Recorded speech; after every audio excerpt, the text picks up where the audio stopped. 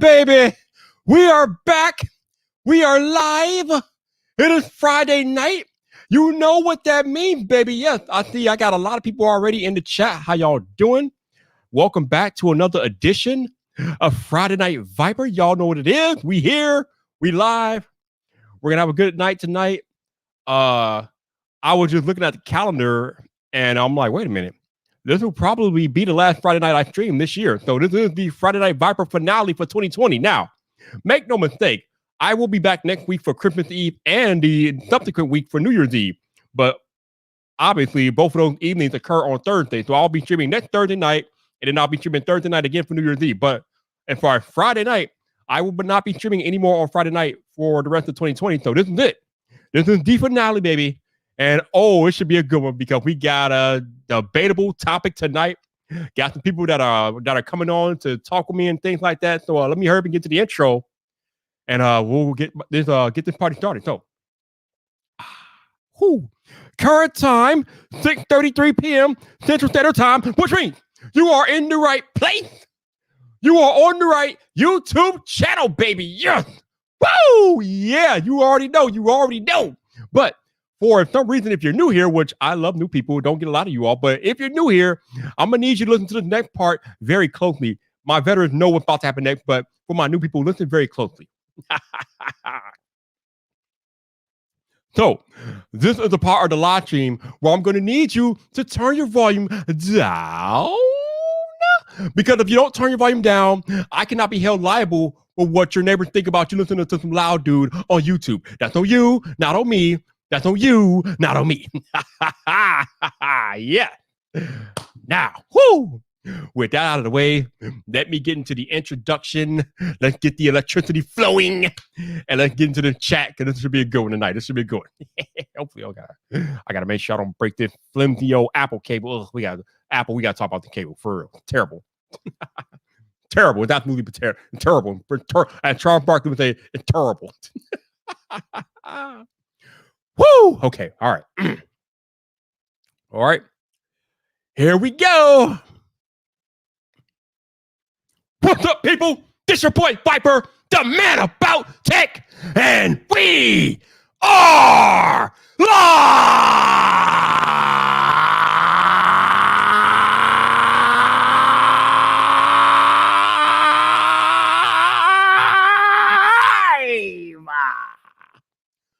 Welcome to Friday Night Vyp, baby! Woo!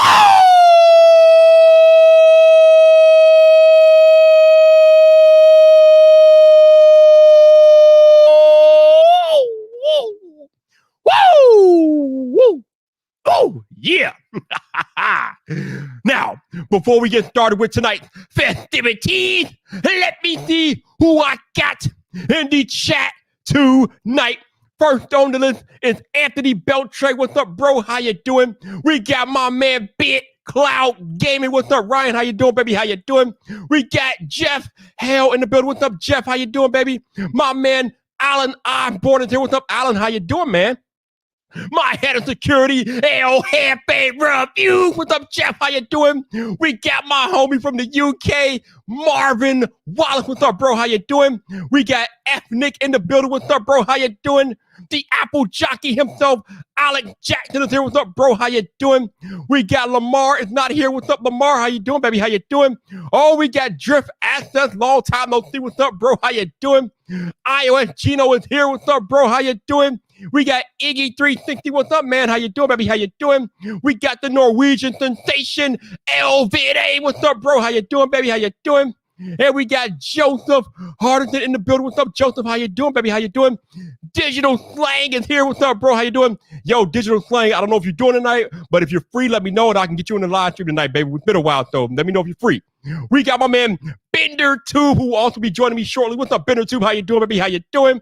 And we got, who else? Let me keep scrolling. Silver Andrew is here. What's up, bro? How you doing, baby? How you doing? What's going on, man? What's going on? And we got Mike. What's up, Mike? How you doing, baby? How you doing? And let me keep going. Oh, we got Jose Guzman. What's up, Jose? Baby, how you doing, baby? How you doing? Oh, let me go back. Oh, no. Ace Rock Cola. What's up, Ace? Hey, Ace is everywhere, baby. Ace is everywhere. What's up, bro? How you doing? And we got Raymond Williams. What's up, bro? How you doing, baby? How you doing? And Shelly is here to save the day. Hey, Shelly, how you doing? What's going on?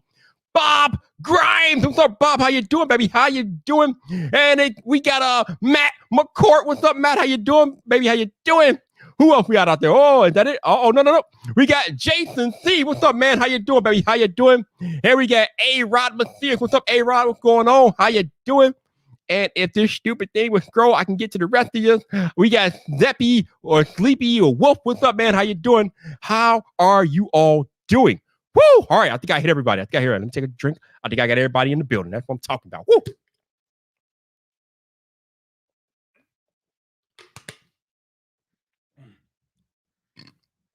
So, thank you guys once again for joining me in the chat. I appreciate you all. Like I said, I'm gonna be joined by a few folks here in a little bit, but that's all. I just want to get my thoughts out about this real quick. So, y'all see the title of the live stream.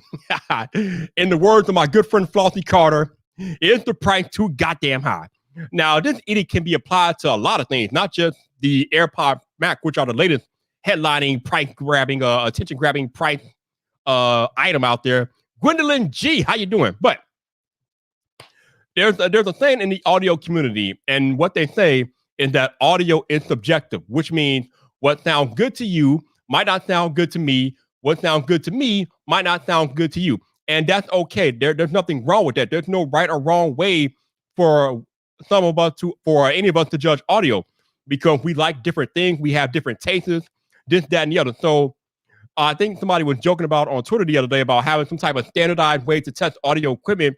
And I'm like, that's not going to work, because again, audio is subjective. So you can't really have a standardized way to test out audio. So I think we could kind of apply that whole ideology to pricing, because in certain ways, price is subjective. Now, some of y'all are like, what, Viper? Whoa, what are you talking about, Viper? What are you talking about? Listen, there have always been high price items throughout history, okay? Think about it like this.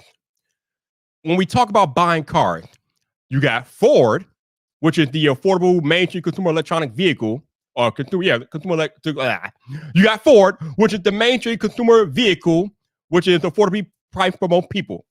And then we got Lincoln Mercury, which is the luxury brand of Ford. So if you have a little bit more money than the average person, if your salary is a little bit higher than the average person, and you think you want a Lincoln Mercury, which is a higher tier vehicle than a Ford, then you go buy a Lincoln Mercury. Detroit Bork, what's up? I see how you doing. But that is what it is. Obviously, when you talk about Toyota is the mainstream consumer vehicle. But if you want a luxury Toyota, you go out and get a Lexus. There's also Nissan. But if you want a higher price Nissan, you go out and you get an Infiniti. So this stuff has always existed throughout man. And it applies to practically everything. You could buy a cheap couch, or you could buy an expensive couch. You could buy the Soundcore Q30, or you can go out and buy the AirPods Max. So these extremes have always existed. There's always tiers to this stuff. So it's kind of crazy when people come out and be like, oh my God, I'm not paying $550 per headphone, blah, blah, blah, blah, blah. I mean, you could do that and you could say that, and that's fine. But that does not mean, as we've clearly seen, that these are sold out until March. That does not mean that there aren't other people out there that who are not going to be willing to buy the headphones at that price, because they play in that lane. They play in that high price lane.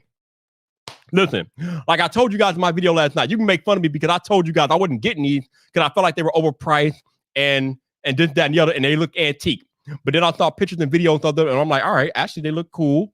And then a certain situation happened, which allowed me to like not have to pay for all these up front. So I'm like, all right, if I can pay for it later on, then I'll just do that. So I went out and I brought them, and here we are. But the thing is, do I regret buying them even at the price tag that I'm paying, like $600 with taxes? And no, hell no, I don't regret it at all. I have no regrets. These are the best headphones I have ever owned in my life. These things are good. They are that good. It is not an exaggeration. Like I told you guys in my video yesterday, I like these better than my Sony WH-1000 XM4, which is kind of crazy because up until now, these have been my favorite headphones ever. But the AirPods Max are better. They're just better. Now, the interesting thing is that while these Sony's might they might what's the word I'm looking for? These might appeal to a wider audience than these, because these AirPods are really specifically for people that are deeply entrenched in the Apple ecosystem. If you own 2 or more Apple devices, then these are pretty much targeted for you. But if you don't own any Apple devices, or you own an Android phone, should you go out and buy a pair of AirPod Maxes? I say no, because at that point, you are losing half of the features of the headphones if you are not using them within the Apple ecosystem. So, again, it comes back to the question of the live stream. Is the price too goddamn high? For an Android user, absolutely. Why would an Android user come out and pay $600 for Apple headphones? It makes no sense. You don't even get the full feature set of the headphones if you're buying them to use with an Android device. But if you are in that Apple ecosystem and you own multiple Apple devices like I do, hell, I got an iPhone right here. I am live streaming on my MacBook Pro right here. I got an iPad Pro to my left here. So I qualify for the segment of the population that these headphones uniquely appeal to, because I am in the Apple ecosystem, and I better be calling myself the captain of Team Apple, but I am. So, are they worth $600 to me? And that answer is hell yes. You know it's something special when Flossie Carter starts fangirling over an Apple product. I have been watching Flossie Carter for about 10 years. I have never, and I mean never, seen that man fangirl over an Apple product for these AirPods Max. I was in shock. I am still in shock watching Flossie Carter fangirl over an Apple product, because if anybody's gonna come down and attack Apple, it is Flossie Carter. Like, the dude tells you regularly that he doesn't rock with Apple like that. I mean, he likes Apple products, don't get me wrong. He uses Apple products, but if you had to ask Flossie, does he prefer Apple or does he prefer Android? He's choosing Android every single time. But he was fangirling. And I'm like, whoa! I'm like, oh my God, he's fangirling over these things. So I knew at that point, I'm like, wow, if Flossie Carter is fangirling over these headphones, then they must be something special. I have them. I'm wearing them. I understand. Because the other cool thing about these particular set of headphones is that these are all-purpose headphones. Now, what do I mean when I say all-purpose headphones? Obviously, when you buy a pair of headphones, the first thing you want to think about is sound quality as it relates to listening to music, which is cool. These are very good at playing music. Like I said in my video last night, I think these, to me, have slightly more bass than my Sony headphones, which is kind of crazy because these have been my gold standard for the longest. And the fact that when I listen to these back and forth, like I did a back and forth comparison between these and the Sonys, and the AirPods have slight more bass. Now, there are other videos on YouTube that will tell you that the Sonys have more bass. Again, that goes back to what I said earlier. Audio is subjective. What I like in sound, or what sounds like something to me, might not sound the same way to you. So it's kind of crazy the way that we interpret different things audio-wise. But in my opinion, having been a guy who has used a bunch of headphones over the past 2 years, remember, I have used the Sony XM4s. I have the XM3s over there. I had the Surface Headphones 1 and 2. I've used a bunch of sound. I've used some Soundcore headphones. I also had the Bose NC700s. 2 years ago, I owned the Bose QC35 Mark II. So I have used a lot of headphones over the past 2 years, and the AirPods Max, they're it. They have been the best. They have, like, as I can know right now, I'm just gonna compare these directly to the Sony. So compared directly to the Sony, in my opinion, again, because audio is subjective, the AirPods Max have more bass, which is kind of crazy. They have a wider sound stage. The vocals on the AirPods Max are amazing. They're definitely more vocally clear than the Sony. And then, I mean, and I did this testing across different genres of music. So I wasn't just listening to one kind of music. I was listening to country, hip hop, rock, alternative, everything that I could listen to on my Apple Music library. And it was the same thing across the board. The AirPods Max sounded better across the board than the Sony. So I can't ignore that. But that's just listening to music. I didn't even take into account the movie watching experience with these AirPods Max, which blew me away. Because unlike the Sony, the AirPods Max come with spatial audio.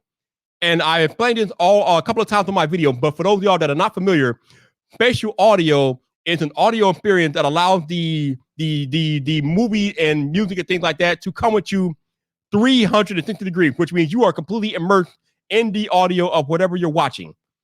Like I said, if you have these, go watch the season finale of The Mandalorian and prepare to be blown away. Like, it is crazy. And not only does these things have bass, if you turn them up high enough, if you get to a part of the show where it's like an explosion or things like that, they will literally shake. Now, it's not Skull Candy shaking your skull craziness, but they will vibrate and shake on your head if it's like a loud boomer explosion. I was not expecting that from an Apple product. I was blown away. So not only are these things good for listening to music, they're also good for consuming media, watching movies, different things like that. I mean, hell, this is literally a home theater on my head right now, and I'm all about that life. I am definitely about that life. Shout out to 504 for the 504 super chat. Thank you, sir. I appreciate you. Thank you. Hey, you all, I don't really mention it much these days, but just so you guys know, super chats are open. If you guys want to donate, if you're feeling the content that I'm putting out on these YouTube airwaves, the super chats are open, always not required. You don't have to donate. It's just a nice gesture, but they are open. But these are all-purpose headphones. I listen to music with these. I watch movies with these. I control my smart home with these. I got my whole lighting system that I can control via these headphones because they have Hey Siri on them, and you know how that goes. So even though Siri is kind of limited compared to the Google Assistant and all that good stuff, I mean, I can still control all my life with Siri. So I could be walking around the house wearing these and be like, hey, Harry, and, control my light. That's pretty cool. And the other interesting thing about the AirPods Max, to me anyway, is that a lot of people have talked about the weight, because obviously these things are made of aluminum and metal. Like, there's no like plastic on here at all.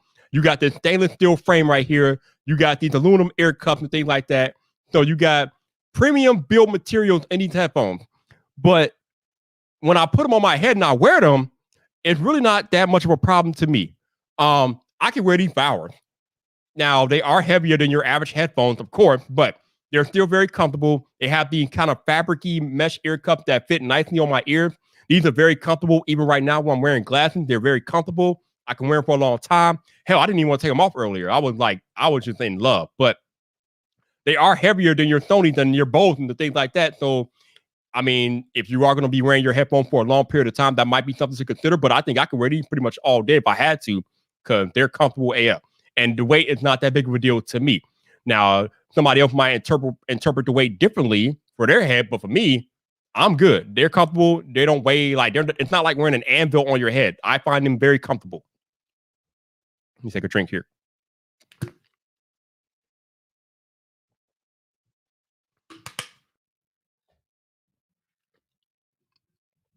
So going back to my premise of the live stream tonight, again, when we talk about pricing and is the price too high, I think a trap that a lot of us fall into, including myself recently, has been judging a product without actually experiencing or using the product. I'm sorry. I made this mistake last year with the iPhone 11. I made a video telling people they could skip the iPhone 11 before I ever even got my hands on the device. So I made the video at the middle of last year based on rumor facts about the iPhone 11, telling people, do not buy the iPhone 11. It's going to be an incremental upgrade, blah, blah, blah.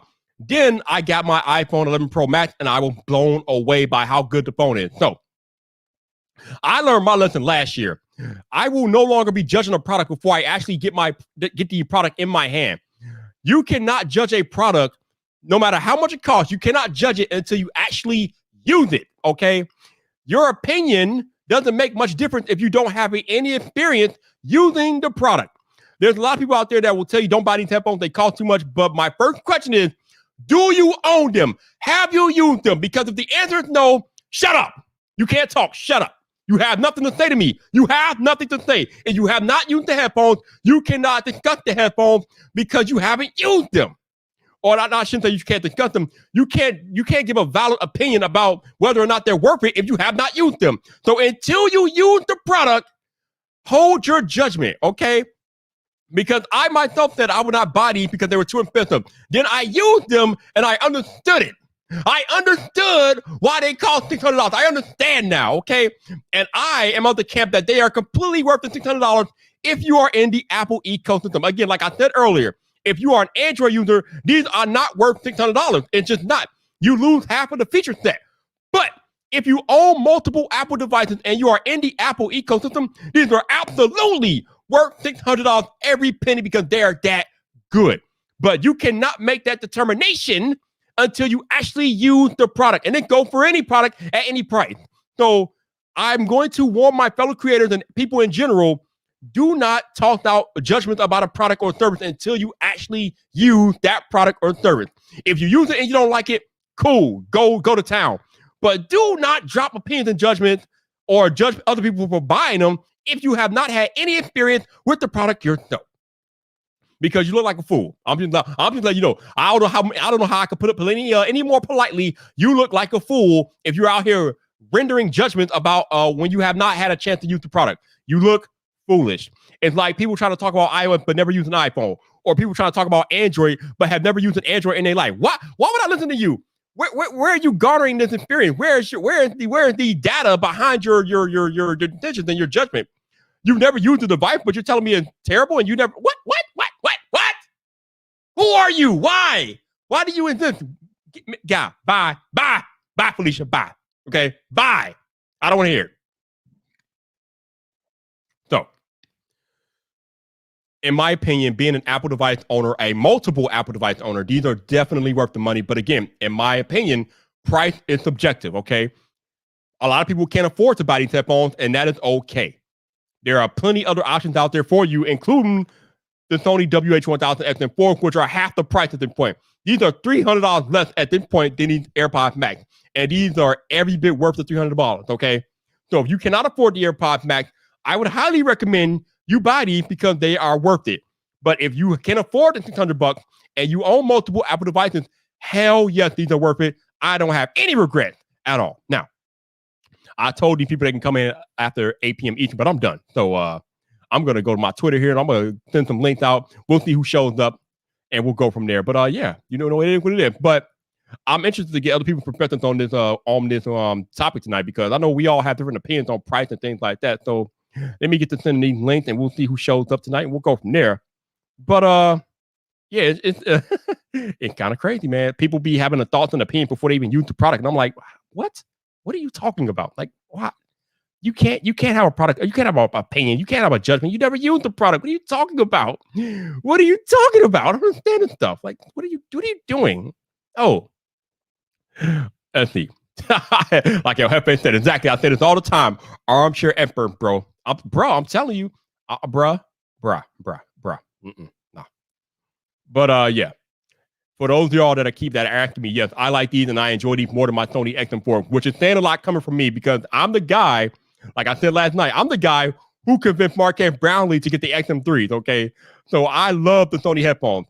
And I'm not saying that the Sony XM4s are bad, not at all. These are amazing headphones, and a lot of people are asking me if I'm going to get rid of them. Hell no, I'm keeping these. These are top of the line, top tier headphones. I'm not getting rid of these. I'm keeping these around. Are you crazy? No. But again, if you can't afford the AirPods Max, these are still at the top of the food chain, okay? These are the it. But I like the AirPods Max better, and, you know, that's just what it is. So, I mean, other people will probably feel differently from me, and that's fine. But, yeah, I mean, it is what it is, man. I mean, but that's the cool thing about, like, tech and audio and things like that in its entirety. We all have different opinions about how we feel about things, you know? I mean, how I feel about these AirPods Max might be different from how you feel about the AirPods Max, or how Thunder E feels about the AirPods Max, or how Max Weinbach feels about the AirPods Max. We all feel differently. There's nothing wrong with that. But don't make any judgments unless you actually have used the product. Please, I beg you, just don't do it. Again, you look foolish if you make a judgment and you haven't used the product yet. Don't do that. Anyway, before my people get here, let's talk about this other thing that's going on. Oh, wait. Okay, man. Got one more. Okay, cool. I'm already with this. All right. People are asking to come to the live stream tonight. I'm cool with this. I'm good with this. I like this. So, a crazy thing happened in the video game space this past week. Most of y'all probably are aware by now, but Sony removed Cyberpunk 2077 from their Sony PlayStation Store. I don't know if that's ever happened. I'm pretty sure it's happened before, but not to a big time game that has ever been removed from the actual game store, which is mind-blowing.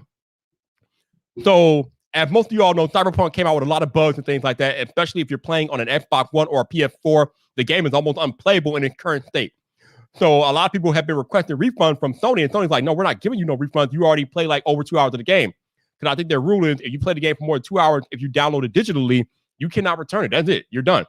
But they've gotten so many complaints that Sony was like, you know what? Damn that. We're giving you all refunds, and we are removing the game from the Sony PlayStation Store, which is kind of crazy. Now, earlier today, Microsoft is actually following suit.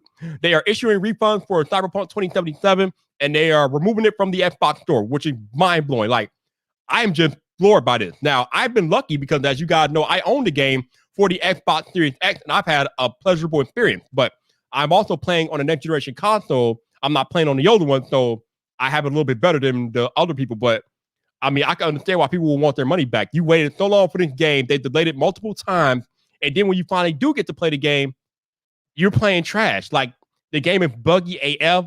You got popping, you got people disappearing, you got clipping, you got screen tearing, you got everything that's wrong with a game because CD Projekt Red, the developers, didn't think enough to clean it up a little bit more. I don't know. I mean, I know they were pressured to release the game because, you know, shareholders and things like that, but you can't release the game in that capacity. Man, what are you doing? What are y'all doing out there, bro? And this, you know what? I don't want to. This is why I hate about. This is one of the things that I hate about the internet age. Developers are empowered to release games half-baked because they feel like they can release them or they can fix them later on with patches and updates. They didn't have that option back in the 80s and 90s when I was growing up. I sound like an old fuddy-duddy, but it's okay. Back in my day, there was no such thing as patching a game. The way the game came out was the final vision of the game. When I brought Super Mario Brothers back in the day, that was the final version of Super Mario Brothers. There was no update. There was no patches. It was what it was. But with these newfound internet games, you gotta, they can release them in half-baked status and then patch them up. What? No. Not to mention the fact that a lot of these games, you have to be connected to the internet to play, which is just mind-blowing to me. I have good internet, and that still pisses me off. Why do I have to be connected to the internet to play my single-player game? I don't understand this stuff.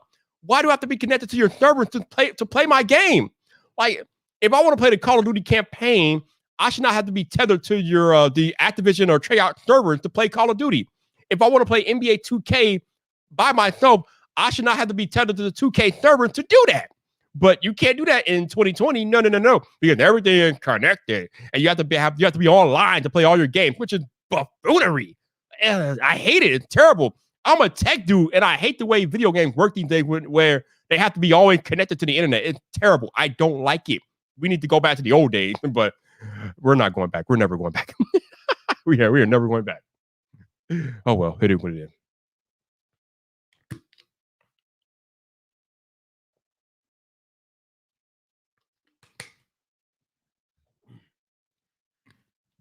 Now, obviously, with something like cloud gaming, I understand, of course, you have to be connected to the internet to cloud game. I get that.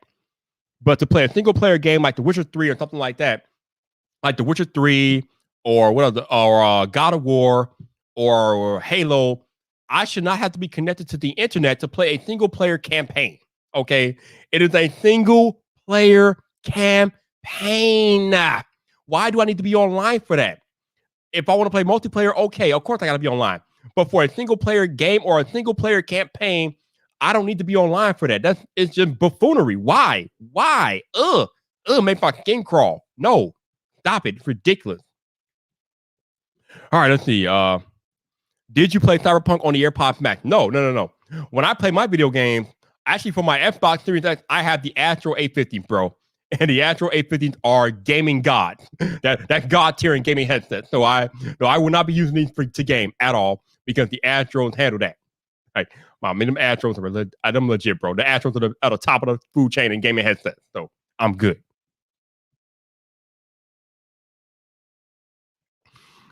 Consequently, I didn't realize that I am wearing the AirPods Max tonight. So if you guys have any questions about the AirPods Max, let me know. And if I catch them in the chat, I'll try to answer them best I can, given that I have the device and you guys are interested in it. Let me know if you got any questions about the AirPods Max.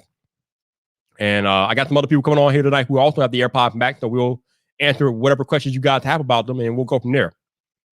Oh, yes, Will. I watched it. Oh, my. I'm not going to spoil it for you all. I watched the Mandalorian finale earlier today on the AirPods Max. Awesome experience, but I was not ready. All I'm going to say is I was not ready. Yo, tech for your needs. What's up, man? How you doing, baby? How you doing? What ain't going on? What ain't going on? All right. Let's see. That's right. No spoilers, Jeff. We're not spoiling anything. You guys need to go watch that. Although, like somebody was asking on Twitter, when can they talk about the Mandalorian on Twitter, on social media? And I said Monday. If you haven't watched it by Monday, you're at the well. Like the spoiler embargo ends on Monday for me. Okay, I'm talking about everything on Monday. Okay, y'all got until Monday to watch this show. If you ain't watched it by Monday, get off my Twitter. Don't follow me. I will be talking about it. Okay, y'all got until Monday. Get your lives in order. Go do what you got to do. Okay, but on Monday, I'm talking about it. You've been warned, y'all. You've been warned. Okay. Also, Apple, number one. This is not $35 Apple. This is trash. What the hell? Number two is what if we're Apple and short cables? This is way too short, Apple. I need a longer cable. Suppose this is like 1.2 millimeters or meters or whatever. This is terrible. I need a longer cable and I need a more like sturdy cable. I can snap this like a twig. What is this?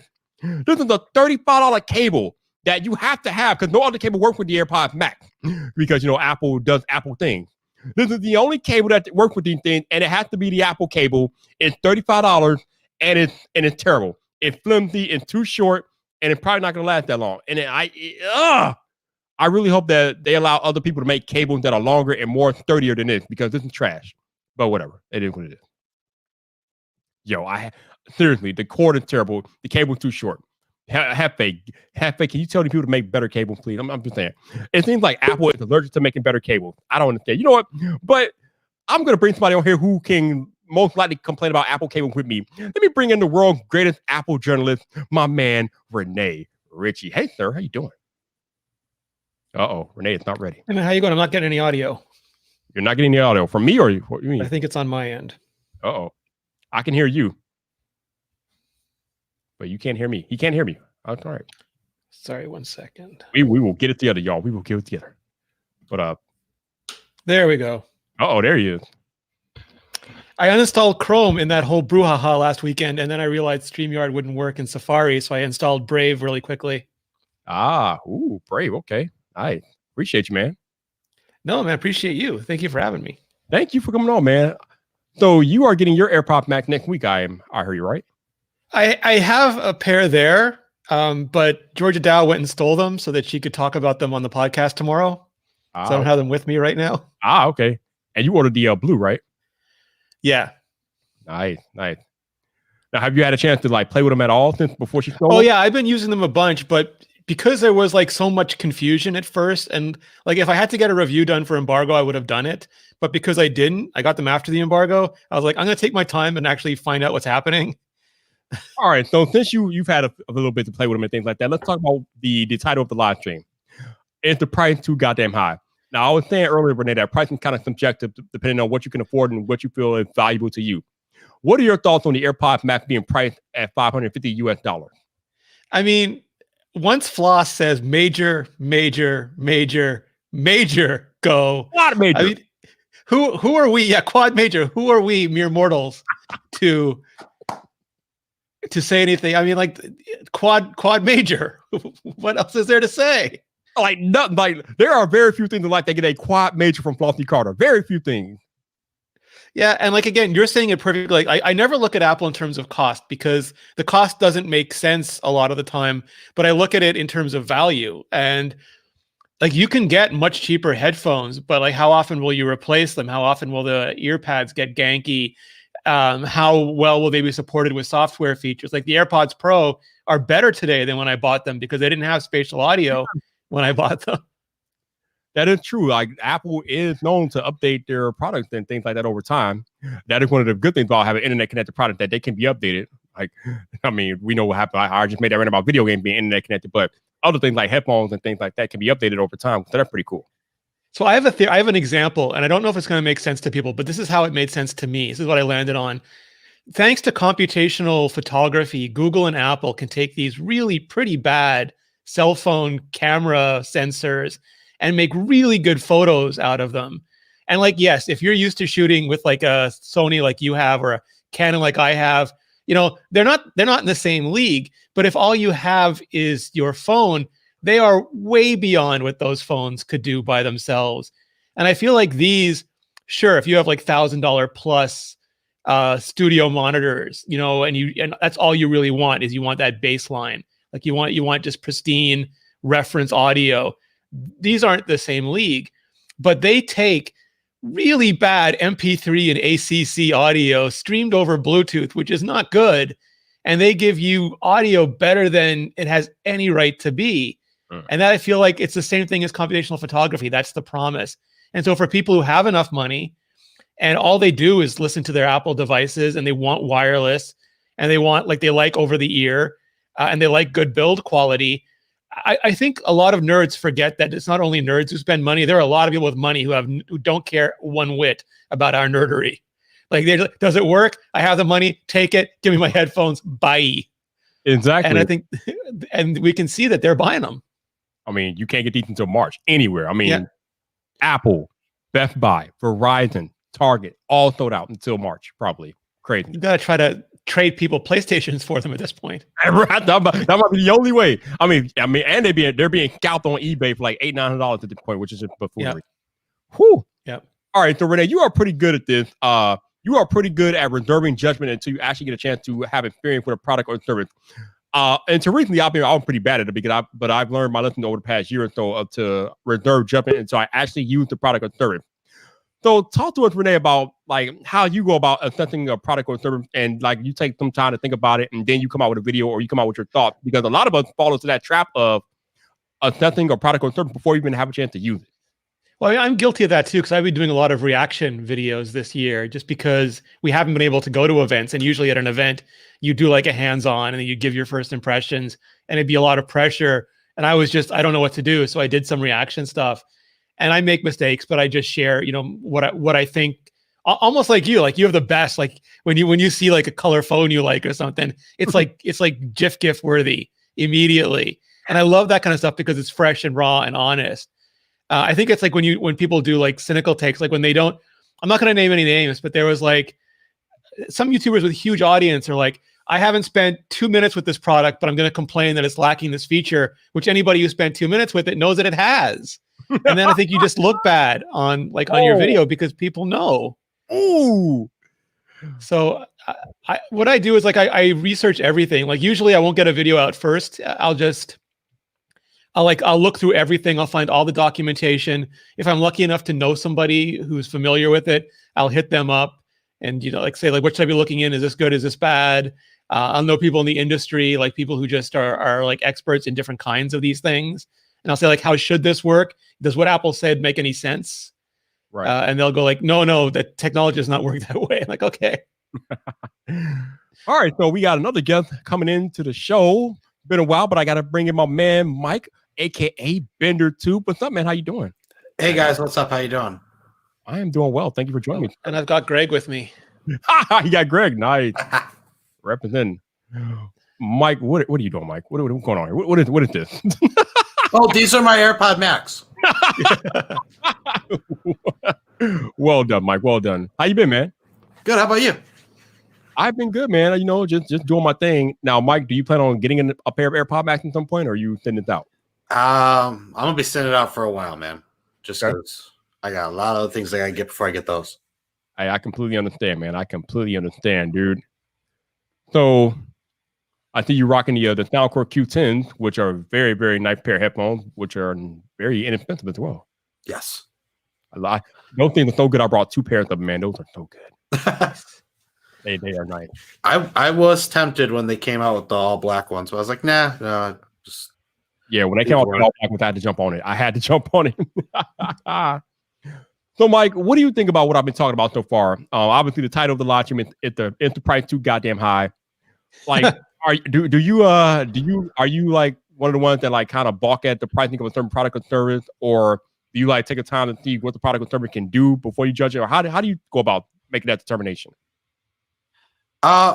So I mean, like with parts gen products, it's really hard to kind of place. You know, it's you don't really know what you're expecting yet. And yeah, I know they've been working on this for years and everything, but even like with the M1 Max, it's kind of just like you're sitting there and it's like, do I put all this money into it and beta test? or do I wait it out, see how it goes? And that's kind of where I come with like a lot of things that I'm not going to be reviewing myself. If it's just for me, I'm going to sit back, see what's going on. I can't most of the time just jump at it when it's that, when it's $500 or more. Right. Okay. All right. Actually, I'd probably say like $200 or more. No, I completely understand, man. Like I said, when I first saw what Apple was charging me, I was like, what are they talking about? But again, when you get a chance to actually use these, then you understand why they cost what they cost. Because again, these are an all-purpose headphone. But when we talk about headphones, I cannot talk about a pair of headphones and not have my man, my head of security, join us tonight, Mr. El Jefe Review. What's up, Jeff? What's going on, guys? Hey, Jeff. Oh, the party started. Yeah, man. How's it going, man? Oh, good to see you. First of all, congratulations on the 200K, Renee. I wanted to say that to you in person. Thank you, sir. Thank you. Appreciate you. Renee. Yeah, Renee on fire over there, man. I'm telling you, man. But yeah, no, man. I'm fully in agreement. You see, I've been in the chat. We know what time it is. I've got mine right here. I opted to not get the Apple cable because I wanted to try out some of the aftermarket ones, and that was a mistake. That was a mistake. They don't work. Right. No, but it's the same thing that I was explaining to somebody else, how there was some headphones that I used to use that they didn't have a headphone jack, but they had a USB-C that they would use both for charging and for audio. But you couldn't just use any USB-C to 3.5 cable. They had to have the specific cable that had the correct DAC chip inside of it for the audio to work. And I was like, what? So it was the craziest thing. And the cold part was the manufacturer of those headphones wouldn't sell the cable separately until like a year later. Ouch. Ooh. Yeah. Now, Apple might put a move like that because it's Apple, but I mean, hopefully they do let other aftermarket vendors make cable because this cable is terrible. Yeah, I hope so. At least something longer, right? I mean, that's like, come on, man. Renee, why does Apple come out with these flimsy cables for all their products? Can we get better cable from Apple, Renee? I don't know. It's like you can't get better mouses from Apple. It's like mouses, cables. There's a few things that they just can't make well. The mouse cable is the worst. Don't listen to him. Oh, please, it knows. Like, flip me over and plug me in. Like, nope. Oh, no, one of these takes batteries. Nice. Flip me over and battery me up. Nope. Yeah. Oh, Lord. So, Jeff, you've had these for longer than I've had them. You've used them for a couple of days now.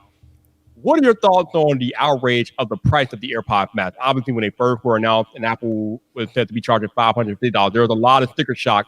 But having used them for a couple of days, what is your thoughts on the pricing of the AirPods Max? So I'm sort of mixed on it, right? Because for me, I feel that they are overpriced. That's just me personally.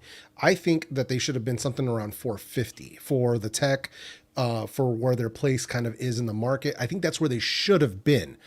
But that said, for me, they're worth it for me personally for what I need. First of all, because, I'm freaking addicted to headphones. And secondly, because I am in the ecosystem. So it makes sense for me. And even on top of that, hasn't been decided yet, but I'm either getting a MacBook Pro or a Mac Mini for work. I'm not sure which. So one of the two is going to be coming. So now I'm going to be completely immersed now. So Got you. Yeah, that's over. You can blame Jonathan Morrison and that freaking iPhone XS. That's when he Sparta kicked me into the ecosystem, and it's been downhill ever since. So, but it's okay though. But that's like I said, for me on a personal level, they are worth it. But it's like, just to me, it's kind of like it. When I saw the price of $550, I was like, man. Yeah, it hurts. It's not that I couldn't afford it. You know what I mean? Obviously, it's not that I couldn't afford it, but it's just one of those things where I'm like, really, $550? Come on, man. So, like, there's other things you could do with that extra $200, right? That's what the feeling is. Yeah. So, but it's been interesting, man. Like I said, I told Viper earlier that I just literally finished doing the talking head for my initial impressions that's going to come out this weekend. But it's combo initial impressions plus 4-way comparison. So it's going to be a combination video and probably going to piss some people off, but I really don't care. It's like, it is what it is. I didn't get these headphones, for the views. I got them because I am genuinely addicted to getting headphones and new headphones and trying the new tech.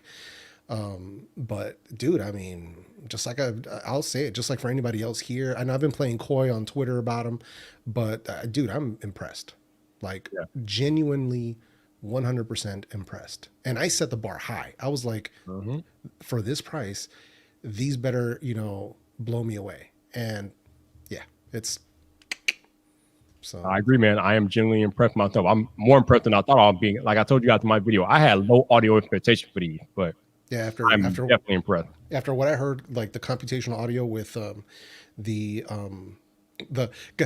forgive me for saying the HomePods and also my AirPods Pro, I was like, I think we're gonna have something special. I think they're gonna do something special. And then even with Renee confirming what they were doing with audio and the investments that they've made into audio. Like I said, I had high hopes for them and I was not disappointed. So, but yeah, so that's just me in a nutshell, but I have a whole entire video. Like I said, I just finished editing. I still got to record a 4-way phone call microphone shootout. That's, God, that's tedious, bro. It's so tedious, but yeah, you gotta do it though. You gotta do it. and then I set a standard for myself, Viper. And sometimes it's just like, why did I do this to myself? I know. All right, you all. You know what? When we're talking about pair of headphones, I just couldn't have one headphone effort. I gotta bring in multiple headphone effort. So let's bring in my dude, Digital Slang. What's up, man? Hey, What's up, man? How you doing, man? I'm good. How are you? I'm good. Thank you for joining me tonight. I appreciate you, bro. Yeah, thanks for having me. I appreciate it. Now, I happen to know that you also own the AirPods Max. So I got to ask you about how you feel about how they're priced now that you own them and use them for a little bit. First off, I love them. I'm really enjoying them, but I do think they are a little overpriced. It's hard though. They're $450. I think would have been a good spot. Remember the XM4s, how good they are, and retail price when they first dropped was $350. Right. And I think all of us said at that time, they're well worth the price. So how much really are the XM4s worth? yeah. Are the XM4s worth a little more? I think they are. So I do think the AirPods Max are a little overpriced, but at the same time, they're really good. Right? Yeah. Transparency mode is the best I've ever heard. ANC, I think, is slightly better than the XM4s. Sound quality is subjective, but it works for me. I like the bass. I think it's clean. I think they're worth it. For me, it's not for everybody. I think if you're an iPhone user, I think there's more value there. But overall, I think they're great. Yeah. Okay, Yeah. so let's talk about that Digital Slang, because obviously you're a guy who tests multiple headphones. Talk about the value proposition for these headphones if you are not in the Apple ecosystem, if you are an Android user looking at AirPods Max. Talk about that. If you're looking for just a solid pair of headphones for ANC that have good sound quality and good transparency mode, you might as well go with the XM4s, because if you have an iPhone, what are you missing out? You're going to miss out on what? Spatial audio with an iPhone? Inside of the settings of your iPhone, you have some things that you can do and customize it a little bit on your iPhone, kind of like the AirPods in the menu system. You can't do that on Android. So I think there's just more of a better value with the XM4s if you're on an Android device, because you're going to be able to have the same access to the same things, right? So save yourself $200, get the XM4s. I agree, man. If you why I don't know why it's echoing here now. It's kind of weird. Well, the echo, I don't know if it, because I know both you and Jeff are using the Rodecaster. Yep. But it didn't show up until Jeff showed up. So I'm wondering if there's that weird setting that you guys have with that interface. The loop back. Yeah. The Digital Slang, if you check inside of your StreamYard settings and make sure you don't have a disabled audio processing turned on. There's no check on the box Okay. for echo cancellation. Yeah, the disabled audio processing should be unchecked. Yeah, it's unchecked. Okay, so I don't know what's going on here. I can change the mic and see. I got a pod mic I could throw on, see if that makes a difference.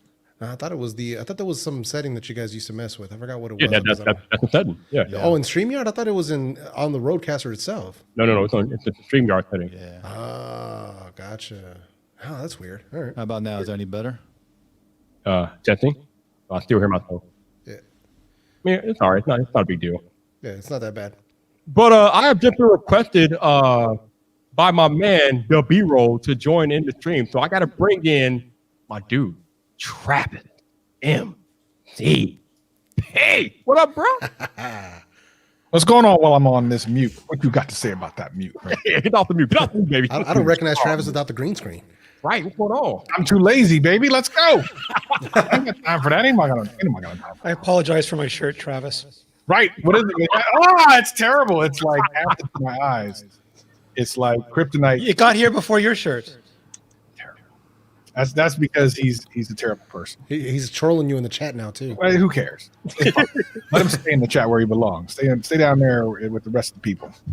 All right, so I know it's serious when Travis requested to be on Friday Night Vyp. So Travis, you must have some thoughts about this live stream title and the AirPods Max in general. So let us have it, babe. Let us have I it. don't have like a whole bunch of like thoughts other than I would like to at least try them before I, kind of give my ultimate thoughts. But I think you said some things that were really important at the beginning of the live stream altogether, which is like, what's important is and what are you willing to pay for it? Mm-hmm. So value is subjective. I don't think that there are such things as $500 headphones that are worth it unless you're making money with them, personally. Now, that doesn't mean that after you spend the money, especially if you have a lot of money, that you don't go, oh, okay, that was a good purchase. I'm good with it. Doesn't mean that. I also think that I'm unsure of if they are going to be better, $300 better than XM4s. They might be better, but are they $300 better? I don't know. But I do like, and the one thing that is kind of convincing to me is what you said earlier about it being like a, because I'm a big fan of like home theater stuff, like I have my own home theater and everything, like that's a big thing to me. And for people who miss out on like watching things like Stranger Things without, if not a surround sound system, like I have, at least really great headphones, in that case, actually, it's more than worth it because it's going to cost you about $500 to get a really good surround system or a really nice sound bar. And then like at that point, it starts more than paying for itself. But that really depends on if you're doing that. And maybe you're not, but I am on board with the value at that point. Like that totally makes sense to me.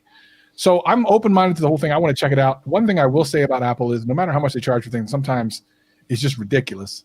How much they charge. This case is ridiculous. It's like $60 or $70, but it's so nice. It is. Yeah. So one thing they do well is just when you get Extract it, you're like, money. you're mad at it, but you're like, but it's so nice. But it is nice, So when by the time you get it, you're like, oh, I'll just go make some more money. I'll dance on the pole a little bit. I'll get on the street. It's fine. I'll get the money back at some point. Just money. One way or another. Yeah. When that money comes back.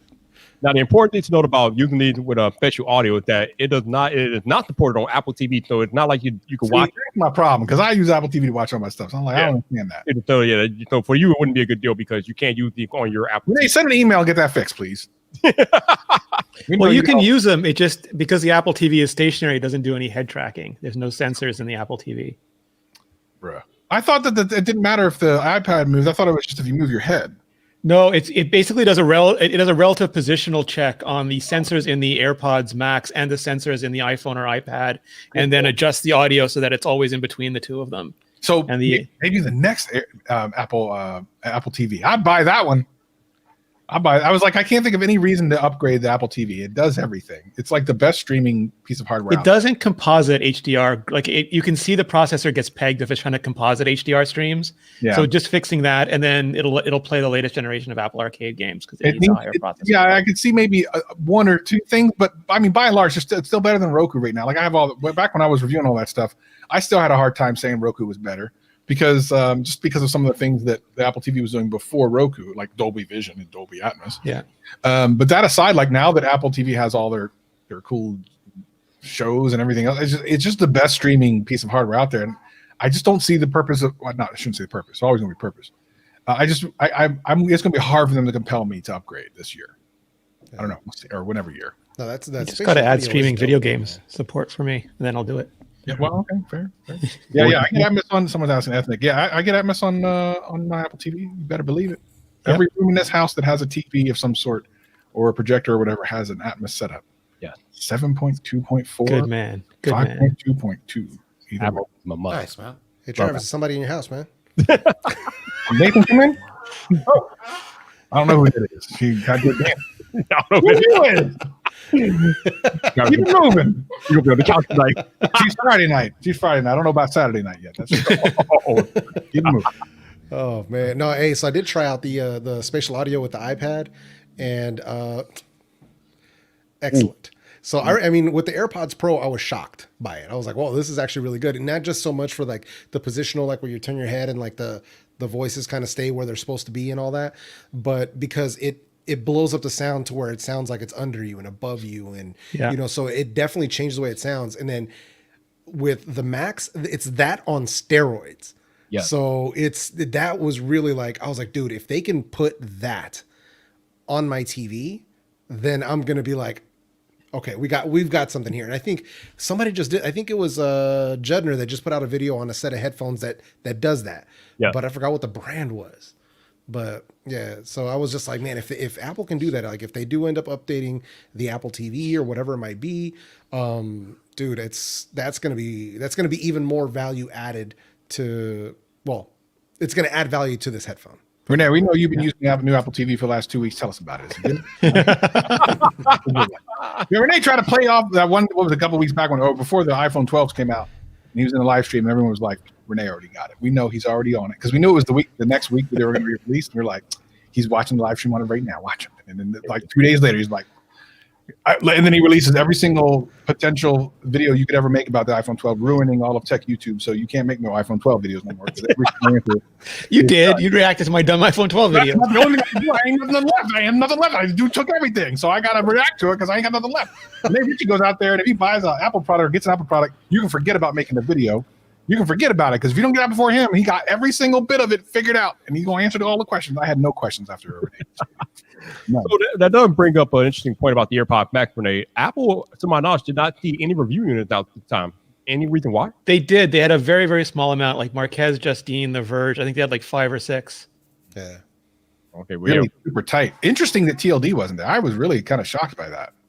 No, it was super supply constrained, I think, at the beginning. Yeah. And, that went all the way through. But they're getting more out now. But I think there was, like, the Magic Keyboard was like that, too. They didn't have very many. Yeah, that is true. I remember when the Magic Keyboard first came out, there was some unknown YouTuber that got his hands on it first, and his like video the first one out there. Yeah. Well, it's like there's already reviews posted for the Galaxy S21. So it's all weird world. I got a video about that tomorrow. Trust me. I just yelled at the phone or at the camera for the last 7-10 minutes. Dude, I'm telling you, I that's burned my out video tomorrow. I burned out my voice earlier, man, because I had to. Every time I do a video, I do it twice.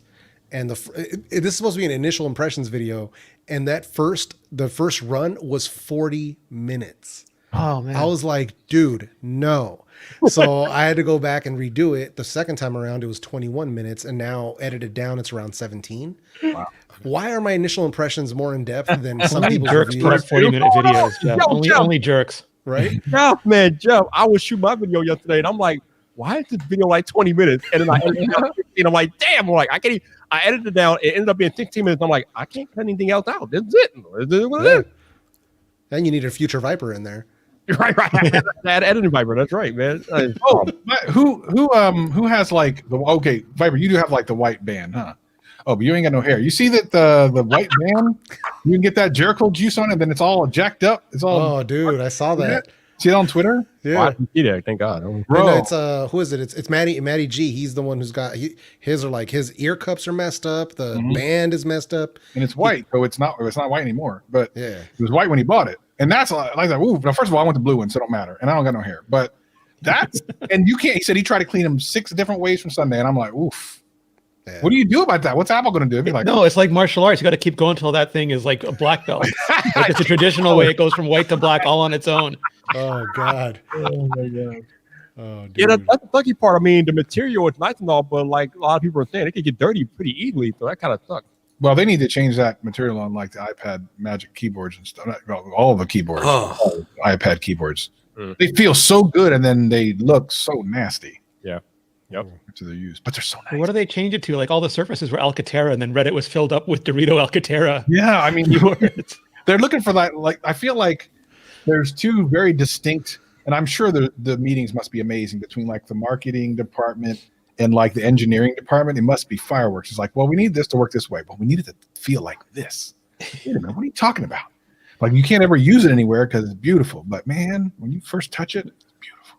Then they see the ring on the table, and they're like Tom Cruise going, "You put a ring on all our customer tables." I'm already worried. I want to get that loop band. I guess they're in stock now for the watch, that braided brand. I want to get one of those.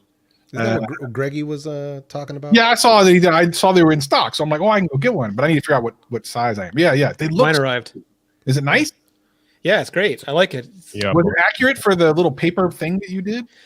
So this is freaky. I got a review unit from Apple, and they guessed exactly the right size. And I don't know what kind of wrist peepers they had at Apple for the last year, peeping everybody's wrists. But everyone I know got the perfect size wristband, so I just ordered the same one that they sent me. What number did you use? I forget what this one. I I think think this it's is an 8. 9. I think. Yeah, this one doesn't say, but I think it was an 8. Mine's a 10. But I fit 2 sizes. I fit the 7 and the 8. Yeah, I skipped it, man. I'm still rocking the Nomad. Yeah, me too, man. My Nomad bands. Yes, sir. Love. Hey, shout out to Anthony for the super chat. Thank you, 30. The iPhone 13 prediction. Yeah. I believe there will be one. There will be an iPhone 13. Yes. Yes. And it will have a 120 hertz panel on it, so all the tech nerds can shut up next year. They should just not do it just for that reason. Oh, you mean it's not going to be a 240? Come on. No. The outrage. How dare you? Oh, did Jason just put out his iPhone Max review? He did. Yeah. Yeah, I just AirPod watched it. Max. It was really Yeah. good. All right, he's the man, does. How we doing? Thanks, Greg. Tell me in GadgetCast how to do that because I would like to understand. Good old Greggy. Oh, Good old Greggy. No, Greggy. So, Digital Flame, man, how are you? What are your thoughts about the AirPods Max compared directly against the Sony XM4? I think transparency mode on here is the best I've ever heard, hands down. Yeah. Incredible. It doesn't even feel like you're wearing headphones. I was shocked the first time I heard it. Shocked. And sound quality, I mean, it's good, right? It's right there with the XM4s. Some people are saying the XM4s have a little more bass. Some people are saying the AirPods have a little more bass. I personally think the AirPods have a little more bass. ANC, I think, is slightly better on the AirPods Max. But again, some people are saying the opposite. Yeah. Isn't it crazy how subjective audio is, though? Man, it's crazy. Wired is so cranky about them. I saw some other reviewers going, which pair did Wired get? Someone said Wired, the bad pair. Man. Not Wired, sorry, Wirecutter. The build Yeah, we're going to see a lot of that quality too, and then you're going to see a lot of the because there's kind of like two sides to it, right? In a sense, there's the side of this is all subjective, and if you enjoy it, and if you don't, then return it. And there's also going to be the side of the people who measure stuff, and for some of them, even with them, either if it doesn't look right on a graph, it's bad, and if it looks okay on a graph, then it's okay. And to me, I've never been a fan of that. Because I've seen things where they say that this is a terrible headphone. Look how it measured. And I'm like, these sound great. Are my ears messed up? So it's it's one of those things where I'd rather just, trust myself and what I like and be happy than trust some of the measurement stuff. But, They have at the lab, they have like they have a bunch of different rooms. Like one room is just like the usual sound room. Then they have the -2 decibel room. Then they have a room that has sliding panels that they can make look like the acoustic area of like 1,000 employees whose rooms they sampled. So they have all that data, and it can shift around to mimic the different setups of a bunch of different rooms, so they can test in different environments. And they say they try to get them to be scientifically perfect. Their first goal is to get them to be just on every scope, on every instrument, on every measure, to be perfect. And then the scientists have to go away now, and they give them to the artists. And they have a bunch of musicians and producers and sound engineers who then make them human. Because like the scientific ones are accurate, but they sound like inhuman. They sound hollow. So they give it to the artists for There's for no the last distortion from like Yeah, a lot of people 10% say. volume to 100. There's no distortion at all. yeah, what All right, what they all. did with the bass is awesome. Like, Definitely. dude. All right, y'all. So just because I don't have enough headphone owners on here, I invite one more. I had to invite one of the OGs of Tech YouTube, to come to the live stream tonight to talk to us about AirPods Max. So let me bring up my man, Mark Watson. You better know him as Soldier No. What's up, Mark? What's up? What's up, everybody? Hey, how you Hey, doing? man. How you Looking doing? crew tonight. Doing good, man. Doing good, man. How about Mark, I you? like your headphone special, baby. Oh yeah. We got to rock them tonight. Gotta Oh rock. yeah, them. we went Space Gray, right? Yes, Oh sir. yeah. I wish I would have went fifth grade. Why did I not go fifth grade? Right. Yeah. All right, man. Mark. First thing I'm gonna ask you. Obviously, most of the uproar over the AirPods Max is the with the price. A lot of First, people saying they're saying a lot of things are over. A lot of people are saying they're overpriced and things like that. Mark, what are your thoughts on the pricing of the AirPods Max now that you had a chance to use them? I think that no matter what someone says, I mean, I think your initial reaction to the price is going to be the one you're going to stick with. And I honestly think that the price is fine. You know, as far as like for the Apple product in the ecosystem and for what you're getting for it, like because I don't use over-the-ear headphones at home that often. Like I really only use them when I'm on the plane. But I have been using these around the house a lot more because of the way they integrate with my, like I use my Mac mostly. I use the iPad, I use the iPhone. So the easy switching between those devices just, I mean, that I don't know the dollar amount that you can put on that, but it's worth it. But again, I think that the Sony XM4s is just a great price point, man. Like if you don't need those type of features, if that's not something that excites you, those are a great pair of headphones for a great price that you're going to be happy with.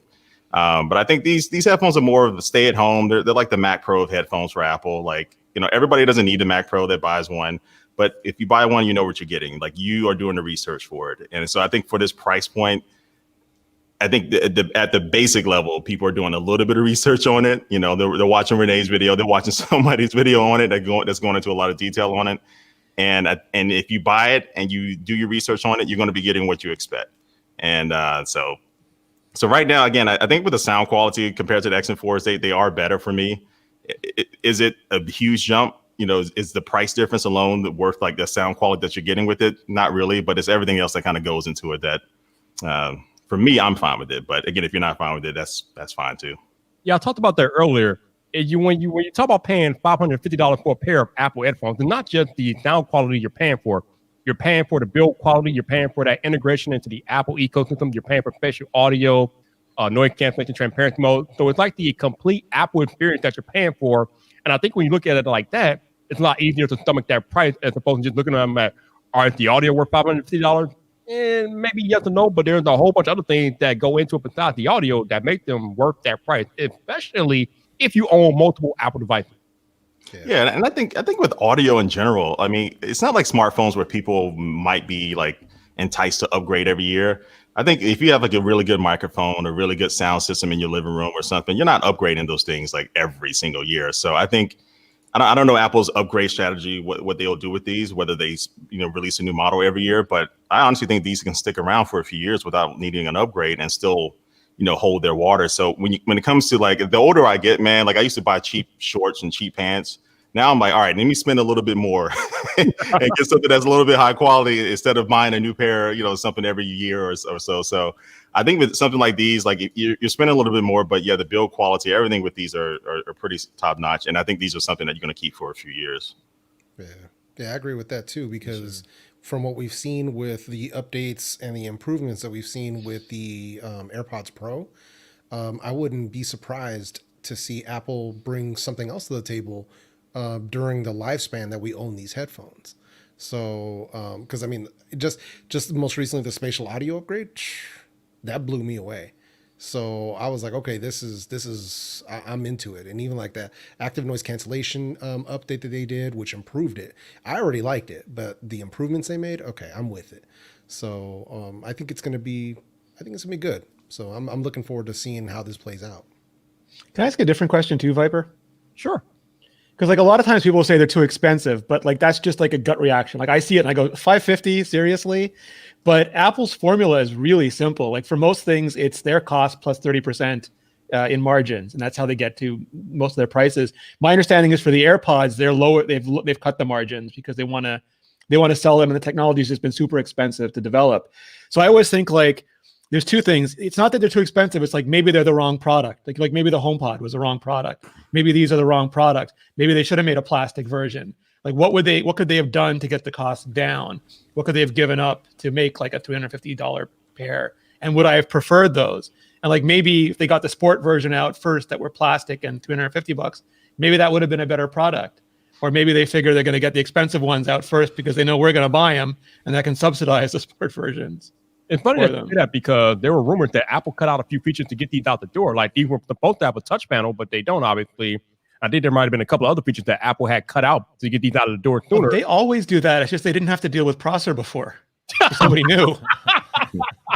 That is Well, true. weirdly, there's another thing that I was thinking, and I kind of agree. Like, listen, like I said before, value is subjective. Right? If I think it's valuable, you might think it's whatever. But then Apple will do some disingenuous BS that really upsets me. Like that $35 cable. If you got that thing, I've seen it. Look, when you got Brandon dragging you on Twitter.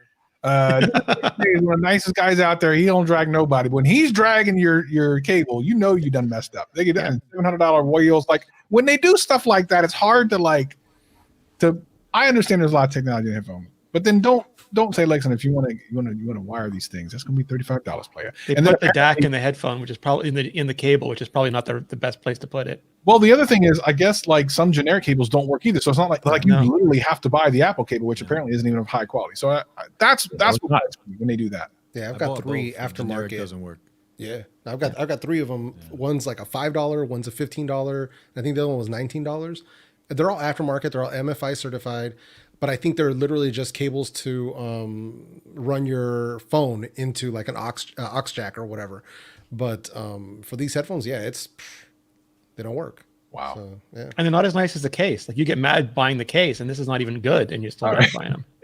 I just had a company tweet me right now that they're designing a fully protective case, so they wanted my input. They tweeted you all night.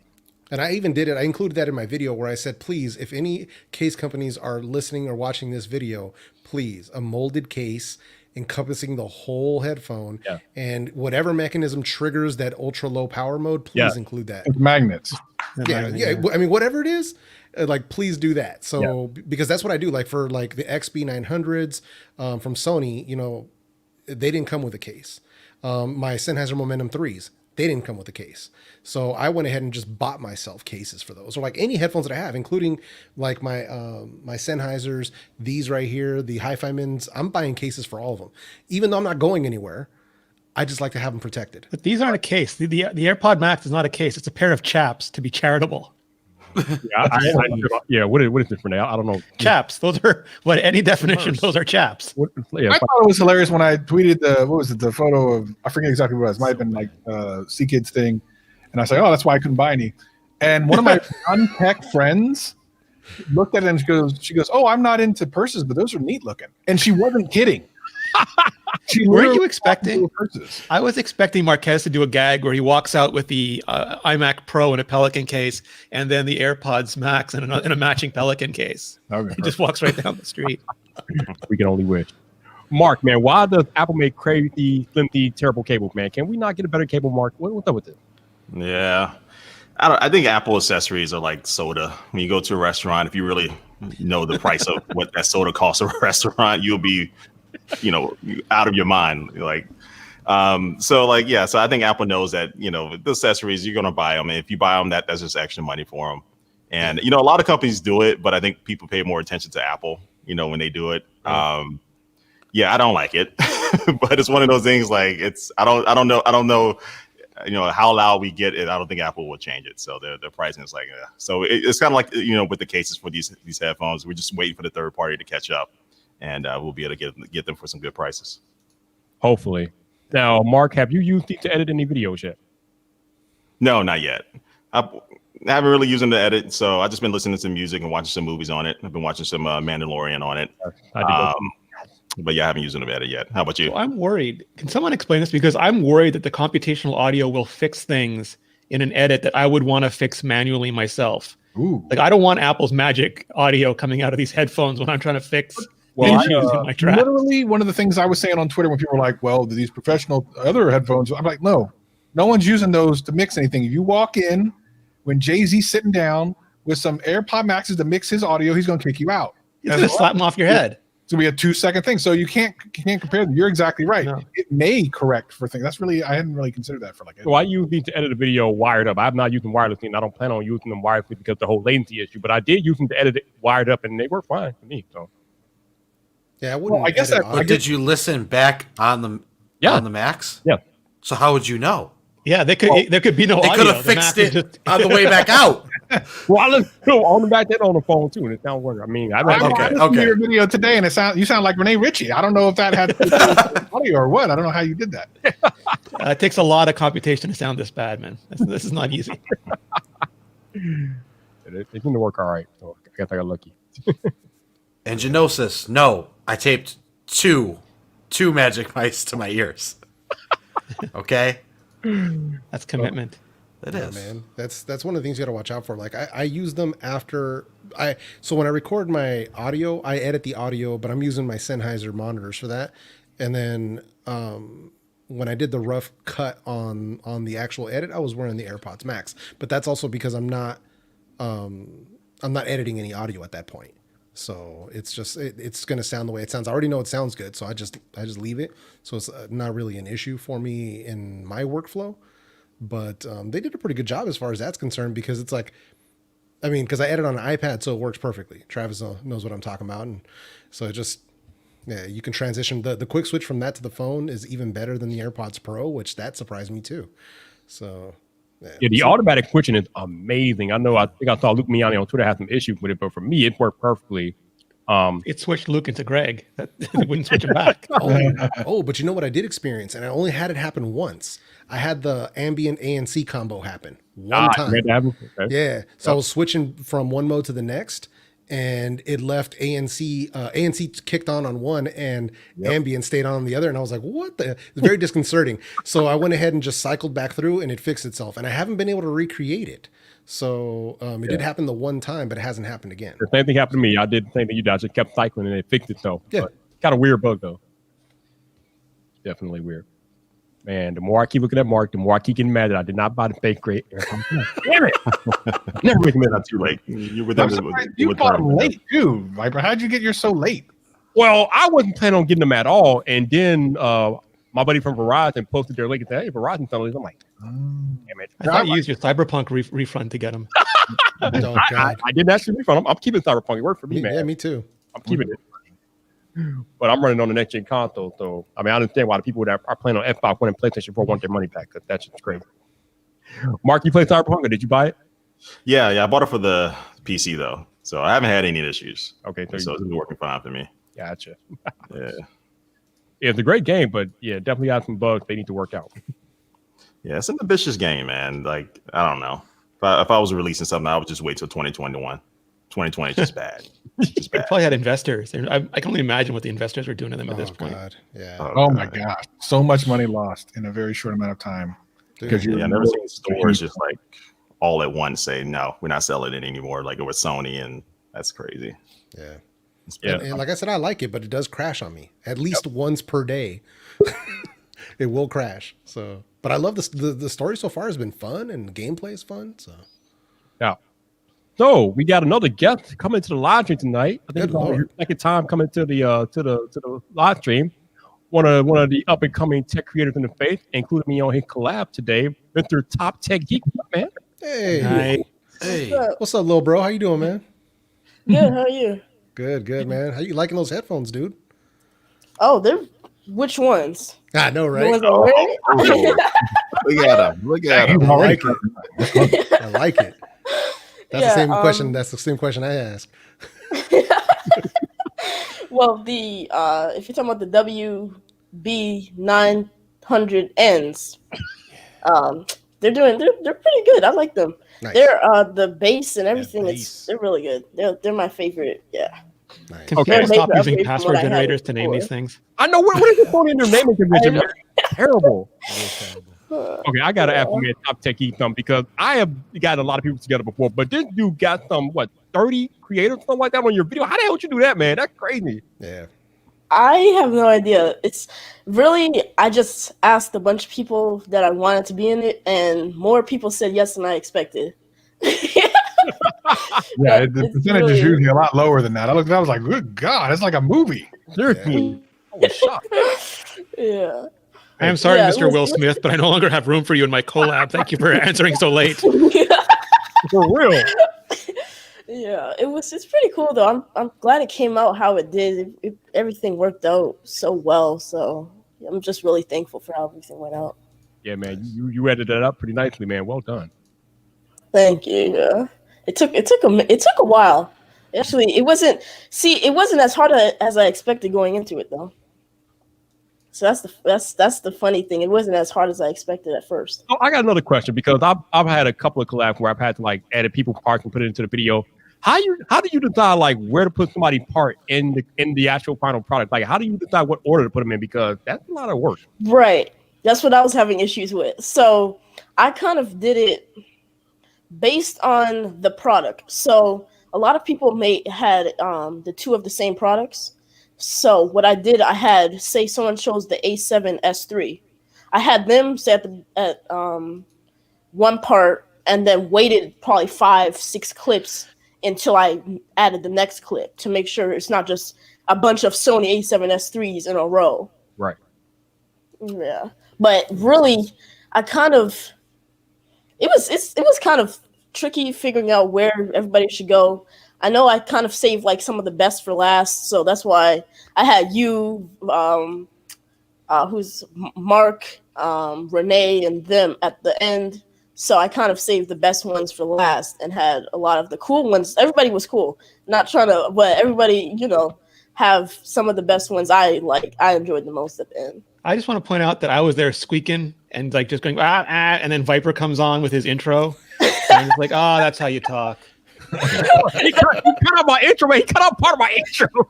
Well, your intro was longer than all of our choices, so I mean, he had to do.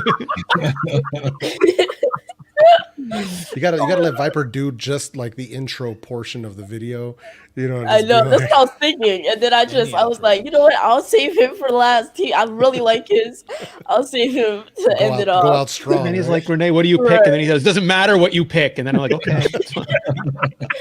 Yeah. Oh man, that was an awesome video, man. So shout out to you for that collab. That's number one. Like getting that many people on a video is kind of crazy in itself, but then putting it together like that, well done, baby. Well done. Yeah, man. I gotta edit my video for tomorrow, so I gotta run. But it was cool to see all y'all. Hope all y'all have a great rest of your week. If I don't see or talk to you before the Xmas holidays, have a great holiday. Thanks for joining me. Watching your Great videos. New Year. Be safe. Go out there and merriment. Put out some of them reefs and give peace and love to everybody. So peace and love, everybody. Peace and love. Tell Nation out there what's up. All right. Masks and distance. Masks and distance. Masks Maybe and 20 distance. Christmas. Yeah. Don't be saying Christmas, have Merry Christmas too quick, too close to people. No. Let me put this mask on, son. I'm out. Peace. Yes. So Mark, I know you got both next generation consoles, so I'm curious. What is your favorite game you played on either system? Spider-Man, Miles Morales. Nice. Like Yeah. that game is so good. It was so good. It was good. Yeah, and for the price too. I mean, you got so much gameplay. I still need to do like some of the side missions and things like that at the end, but it was so good. Like the developers on that game just did a great job with the city and the web slinging. I watched some video on YouTube, I think last year, where I think the Spider-Man games that came out a long time ago on the earlier systems, one of the developers on that, he did somebody asked him like what he thought about the new Spider-Man. It was good to see his insight. So go check out that video. But yeah, just the web slinging alone is worth the price. Yeah, it's a great game, and they just updated it to include a 60 frame per second ray tracing mode in there too. So that's pretty cool. Yeah, Nice. I'd like to see some multiplayer with that. That'll be fun. Hey, you never know, man. They put it in Ghost of Tsushima, so you never know. Yeah. That would be kind of wild though. Multiplayer Spider-Man, have everybody swinging across the city. That'd be kind of wild. Now you can Need to play put as Black Spider-Verse Cat. in there. Yo, Jeff, you had a chance to play your Series S? I haven't even plugged it in yet, man. So yeah, we're gonna see what happens, man. But yeah, that was a like I told Viper, I didn't like post it out publicly or anything, but I did manage to grab a Xbox Series S, and but yeah, I'm like I haven't even had a chance to plug it in. I've just been either busy work, trying to get these videos out, testing. I mean, this week has just been so much headphone testing, like you guys don't even know. Because on top of the AirPods Max being here, I'm also trying to drop 3 top 5 videos. So that's like I have to test a bunch of headphones, and then I have to test like 30 sets of true wireless earbuds back to back. And it's just, this week has been, it's one of those weeks where it's very, very tough to like go through all of that music and everything. But that's why I haven't even a chance to turn it on. So, because I got to turn it on, Put download pictures my of them up on games. Twitter and have people vote. And then Well, you know can what go I'm going to through- do is I'm thinking about doing it differently to get it done quickly. Because I'm like, this is so much work. Once I finalize the lists, I'm going to experiment. And I may just try to drop some of these top fives as YouTube shorts. Nice. Yeah. No doubt. I mean, just keep it quick. It's gonna, it's gonna be boom, boom, boom, and then I'm still gonna try to get like a full video done so people can have like the affiliate links and like all that stuff and further explanations. But it's just something I want to experiment with. Being as I do what I do for work and everything, it's something that I kind of want to play with. Devin from Legal Eagle dropped a short today, and I was surprised at how much information he got into like 56 seconds. Yeah, It dude. was like, can you punish the legal team for making all these frivolous lawsuits? And he went over like all the law for it. I'm like, how come it's only 1 minute long? Yeah, there's some crazy, like, that's the only thing, like, too bad Travis has already left, but yeah, the YouTube Shorts is like the only easy thing on YouTube right now that can get you a lot of views. Like, the potential for views is so big that it's pretty wild. So we've seen some channels like really blow up. There's been experimental channels that some of my coworkers have been doing and messing with shorts and have grown them, to substantial sizes, subscriber wise, with only YouTube Shorts. So it's pretty wild. That's interesting. Until they nerf them. Yeah, exactly. So it's right now is the Wild West. You got to take advantage. Definitely. So I'm kind of curious, Top Tech Geek. I think this is your first year on YouTube, right? Yes, my first official year would be May 20th. Nice. Okay, so you're about a half a year. So you're about half a year almost. Okay. So I'm curious, man. You've had quite the journey on your YouTube career, and I mean since May until now, man. So talk to us about your experience as being a creator on YouTube, because when I made the choice 3 years ago, it drastically changed my life forever. So I'm curious to get your perspective. Mark's battery. It's not dead. It's exhausted. That's right. Technical difficulties on the launching, y'all. So he'll be back. But yeah, I'm interested to get your thoughts on your experience over the first few months you've been on YouTube. Yeah, it's like, so I've had a crazy start and a crazy journey through this, but I wasn't expecting to get as much, support and stuff from you, Renee, and all types of people that I've watched for years now, to be honest. So it's kind of cool to be able to get support from creators that I've watched and looked up to with some of the YouTube stuff. And then also having my own audience that likes watching me. And it's kind of weird, people saying, I'm inspiring and stuff. And it's like, it's kind of a weird, I don't feel like I can inspire someone right now. It's just a weird type of situation. Oh, man, you're but inspiring us. yeah. No, look, for real. Thank you. Man. It's just really, I'm just really grateful for everything. I can't take advantage, and I really love doing this. So I'm trying to create the best content I can every day. Are you in Canada? No, but I am Canadian. Okay, because I saw the flag and I wasn't sure. Right. Why are you so I'm nice? Canadian, but I'm not in Canada. Hey, we Pardon got me? Romina in the chat. What's up, Romina? You want to come in here? Let me know. I'll throw you the link, Romina. What's up? Yeah, what's up, Shout out to Gabe? Romina for joining me on my birthday last week. I appreciate you. See But my you man mean- Gabe in there too. What's up? No, I was just saying I see my man Gabe in there too. No doubt. So it's crazy because like I said, you don't know how you can inspire people, but once you put yourself out there in a public facing role for like people all across the world to see you, and especially being your age, man, that's inspiring to a lot of people, even people older than you, man, because it's a lot to like put yourself out there on the internet for people to critique and knock you down and things like that, because they will, as you know. But to know that you have the courage and the fortitude to battle through that and keep doing it over and over and over again and get better every video that you make, that's inspiring, man. So I'm glad to see you have that growth and see you being successful and seeing people like support you the way that they've supported you, man. So you keep doing what you do, baby. That's amazing. Yeah, thank you. Oh, down, man. Oh, he's back. Well, Mark, what happened to the battery, man? What happened to the battery, Mark? Rookie move. Rookie move.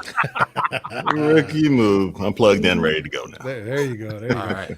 Oh, He's man, been I'm glad- busy. He's been working. Yeah, right.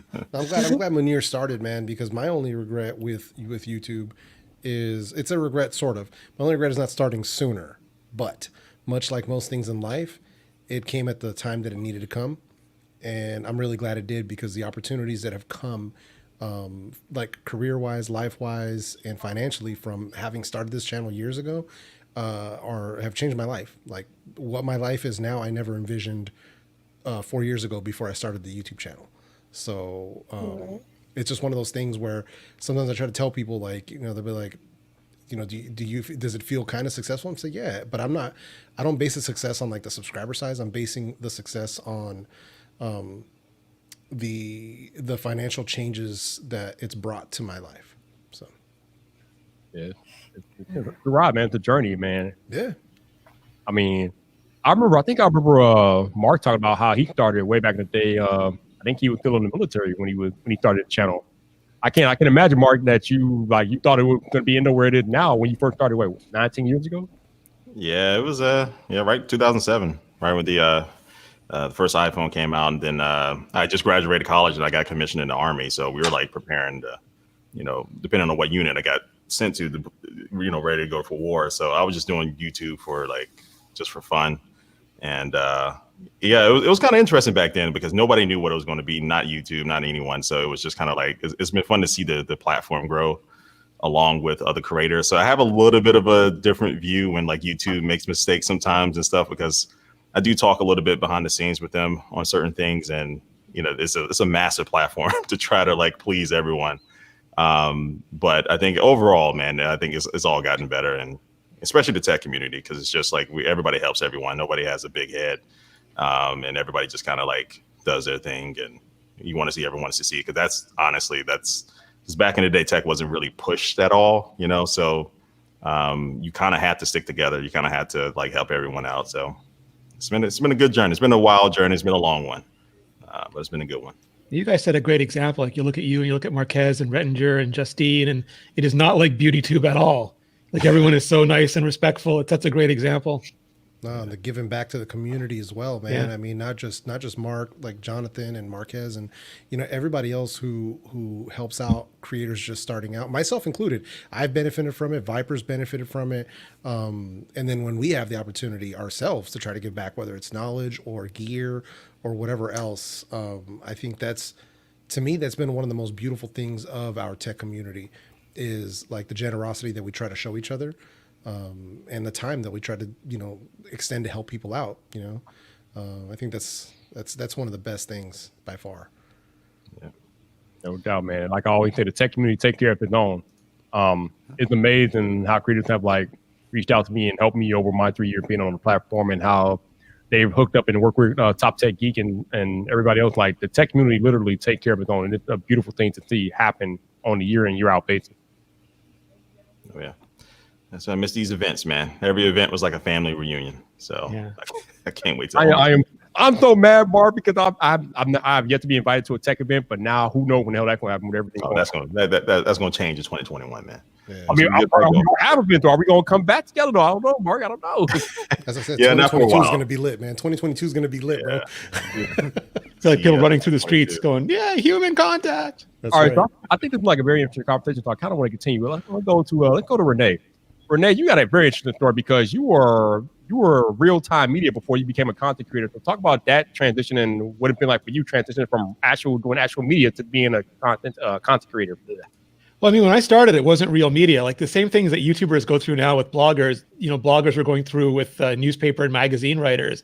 We're like, who let the bloggers in? Why are the bloggers here? We're the ones who are supposed to be doing reviews.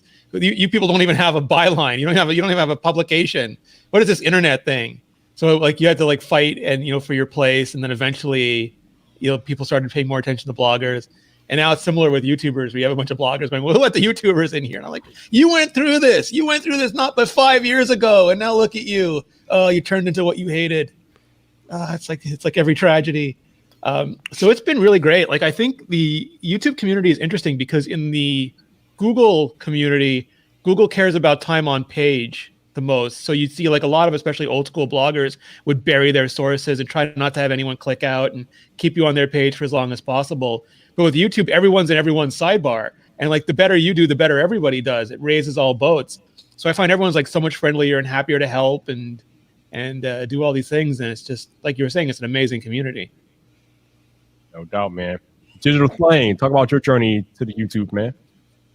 I started in May of 2019, and I think we've talked about this before, but my first channel was hacked and stolen last Christmas. So then I had to start all over again in January of this year. So trying to rebuild and just keep going, man. And the community is a big part of it. I almost quit when it was stolen and was just done with it. But the community, you know, very encouraging, and it's like a big family. Yeah. Definitely worth the grind and the journey, and you know, things happen and you just keep going. No doubt, man. No doubt. Glad to have you here, man. Bender Tube, what brought you to YouTube, man? Well, I started 2.5, almost 3 weeks ago. I only have 3 videos up, but I'm really happy about it. It's fun so far. Viper's like, why are you trolling me? Viper's confused. You forgot I got a Lego channel now. Oh, that's right. You started a new channel. How's that going, man? I enjoy it, man. Like, okay, I haven't given up Undertube, and I'll tell you how I started that in a minute. But like, all the frustration of having to plan out the video, like reviewing the product, doing all that stuff, and then like actually writing it down, and then going back and doing B-roll and all that stuff. There's none of that with this. I just sit down and play with toys and talk to people. It's really fun. Nice. And then when I'm done, I speed it up and everybody watches it. Makes sense. Nice. That is pretty cool, man. Yeah. How many of y'all watched Tech TV back in the day? Sounds Yeah, familiar. man. Anyone? Yeah. I mean, that was like YouTube Tech before YouTube Tech. Like that channel, that one 24-hour channel. If people are watching this, you know, Tech TV was basically like Chris Perillo, Leo Laporte, Patrick Norton, Hack 5, like all these people, Kevin Rose, who were just like different personalities, like talking about different tech subjects on a like actual TV station that you can watch. And yeah, that was so cool, man. I don't think they get enough credit, man. I think some of them are still going. Leo's still going. I think Perillo's still going. Yeah. Is Perillo on YouTube though? 'Cause I don't know. I haven't seen him lately. Not as much, I don't think. Gotcha. He's just so angry that the larger versions of iPhone stutter when you scroll them. Just so angry. Romina made a tea or coffee and lost it. Found it like an hour later. That's funny. That's what microwaves for. Microwaves are good for that. Hey, if you lose your coffee or tea, put it in the microwave. You're good to go. You get that Ember cup and it just keeps it. At the There same you go. temperature. There you go. Get that There tea you go. off. In the Yeti. Oh yeah. So Jeff, I know you talked about it a little bit, but what actually brought you to YouTube, man? I mean, I had the idea for a while, but you know, it was one of these things where part of the inspiration was when I had heard Sean Cannell's story, actually, because I've been watching YouTube since back in the day, but it was something that hit home with me because I was already getting gadgets and things like that. I was doing reviews on Amazon and not really getting much traction there at all. And then when I'd heard a story about like how his wife was sick and how he, you know, wanted a way to like better his life, improve his life, and kind of go that way, you know, and then the fact that YouTube was a way that you can essentially start a business with almost little to no initial investment. And that was part of the motivating factor for me to do it because, I mean, not everybody's like super privy to it. Viper knows what time it is. You know, my wife is extremely sick and she's disabled, so she can't work. So, you know, I take care of her as a caregiver as well. So that's, you know, part of the motivation to improve our life, to work hard, all the sleepless nights, like everything that we do, you know, work a full-time job and be a content creator and take care of the family, going through that for the past 3 years, but to be even to where we are right now, where we're in a nicer house, in a much nicer neighborhood, and to where I can permanently work from home, that was part of the goal. is to be available, to be here. Like if she's sick, I'm here. If anything goes wrong, I'm here. So that was really the motivation, is to like improve my family, help my brother and stuff. And, now he's running his Twitch channel and doing his live show over on Twitch and stuff. So, I mean, that's really what it's been. It's just been family and how I can improve my family's life. That's really what it came down to. So just took that upon myself and ran with it, man. And that's it, man. Like tonight I'll be up till at least 4 a.m. working on this video for sure. So yeah, at least. So 4 a.m. Not good. Yeah. No, most time, like when you see me drop a video on Saturday morning at like 6 a.m., it's 6 a.m. my time, but it'll be like 8 or 9 a.m. wherever you guys are Saturday mornings. On those mornings, like when you see me drop a video on the weekend, I did not sleep. So usually I'll drop the video, I'll stay awake for the next like hour and a half answering every single comment, and then I'll take a nap for like 2, 3, 4 hours. So Gotta love the nap, baby. Gotta love the nap. yeah, I mean, that's what I'll do. It's, you know what time it is, man, but it's just how it is right now, at least until I can speed up my workflow. So once I figure it out, man, I'm going to get like a multi-cam rig setup so that I don't have to like, I want to speed it up so I don't have to do so much work on the B-roll side, because that's what takes up a lot of my time. So. Yeah. B-roll is interesting, man. I'm trying to figure out what B-roll shot to get, how to go about getting it, and how it fits into a video. B-roll is interesting. Yeah. No, for sure, man. Now I just work with shot lists, dude. Like I'll edit up the whole talking head portion of a video, and then I'll play it back and I'll listen to what I'm saying, and then I think of like, how can I what kind of a product shot or B-roll shot would illustrate what I'm saying right now, and that's what I'll do, because I want the B-roll to be contextual for the most part. So like if I'm talking about outside, I want to be, wearing the headphones walking outside. Or if I'm talking about watching videos, you'll see me on camera, watching a YouTube video. Usually it's like Viper or somebody else on the phone. And then, so it's got to be contextual, but that's how I go through it. Like, and then I'll timestamp everything. Like I'll have a whole list, and it'll be like at, 13 seconds, a product shot, at 32 seconds, me watching video, at 56 seconds, whatever it might be. And it'll be the entire video just written out like that. I'll shoot all of those shots, and then come back, throw it all in, and that's it, man, and just let it run. But I think it's important to note that you do not script your video. Correct. Which is, I mean, I don't script my videos either, but it's kind of crazy to think about how some creators script video, and that's cool, but then there's some of us that don't script videos, and it's kind of crazy how you just said how you lay out a shot list and things like that, but you don't script the video. So when you do your A-roll, just whatever's off the top of your head, and then you just go from there. Yeah, it's like loosely scripted, because I have the talking points. Like, right. I'll make sure I know, like, I need to hit this point, this point, this point. And inside of those talking points, to make it more concise, I have like almost like sentences written, like, here's exactly what I want to say. And then I can kind of either riff it or change it or adjust it on the fly. But it's so that I can speak naturally, because when I try to write scripts, I sound like a freaking robot. So it's just, it didn't work for me. I even had like the whole, like that thing, the teleprompter. Yeah, like the whole teleprompter thing. So I wouldn't have to be like reading or writing down or any of that stuff. But it didn't work for what I was doing. So I was like, I'll just do it the way I'm doing it, and it's working okay for me so far. So I think you're doing all right, man. I think you're doing very well. Yeah, it's not bad, man. It's not bad. And I do notice how Renee's watching us on the background there. I love how he does that, especially in this video. That Renee's sneaky with it. Hey, Renee, so congrats on 200K. I actually script all of my videos. Yeah. Remember you told me that. I was like, what? So, hey, more power to you. I got mad respect for people that script. Trust me. Yeah, it's and I don't even have a teleprompter. I use like my phone, a phone, and I put it right underneath the camera, and it just works perfectly from there. Because you're young enough to have eyes, not like us. We've never seen that phone. Like here, like I'll show you. So this is what it looks like. So these are technically speaking my talking points for the video. And so what I'll do is, so like you see, I'm looking at the camera right now. I'll basically hang this under the camera, and then that's kind of how I'll do it, just to really keep it simple. But I like handwriting stuff. I'm old school, man. See, I would do that, and I would get mixed up with my grocery list, and then I'd just be talking about a bunch of random vegetables for half a video. Yeah, I do bullet points too. I usually write a bunch of them in my notes app, and then I have my map book in front of me as I'm doing my A-roll, so I can look at the notes. Even though I still kind of miss things that are right in front of my face when I'm doing my A-roll, it's kind of annoying sometimes. But I mean, it's nice not to script, but it is nice to have like that outline too. So if you want to like make sure you put everything that you want to put in the video. You have that in front of you.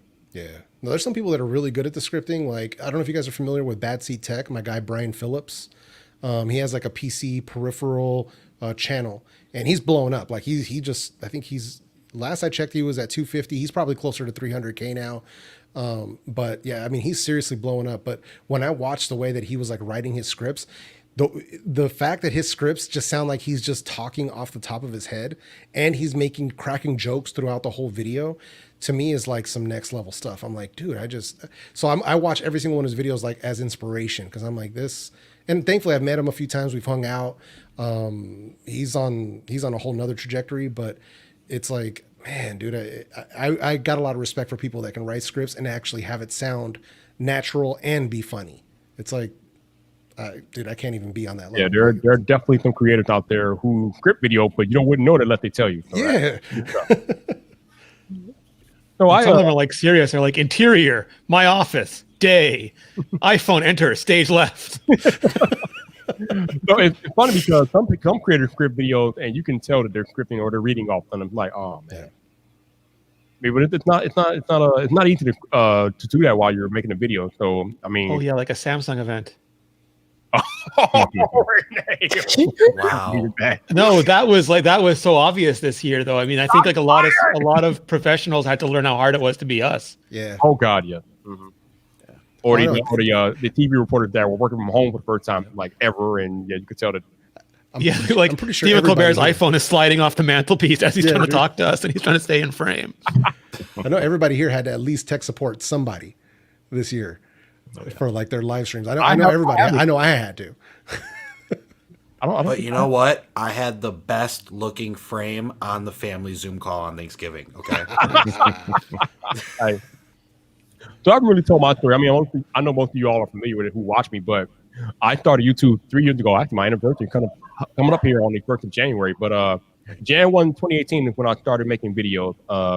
I made the decision a few months after my mother died. I decided to finally hop into the tech space. I mean, I've been eating, sleeping, breathing tech for years, long before I ever decided to come on YouTube. But I mean, I've been watching YouTube for like 10 years. People like Mark and Redinger and Flossie Carter and Sojano. I mean, yeah, I said Mark, but Sojano Beth, and watching all them for a long time. And me being working in the tech space and having the tech knowledge, and people always coming to me and asking me what smartphone they should get or what's wrong, something wrong with their tech. They ask me like, how can they fix it and things like that. So I finally decided to make YouTube videos in 2018, and it's been like probably the single best decision I've ever made in my life. It's been an amazing experience. I've had amazing support from my fellow creators, just interacting with all of you guys on a week-to-week basis, putting out these videos, doing these live streams, going back and forth.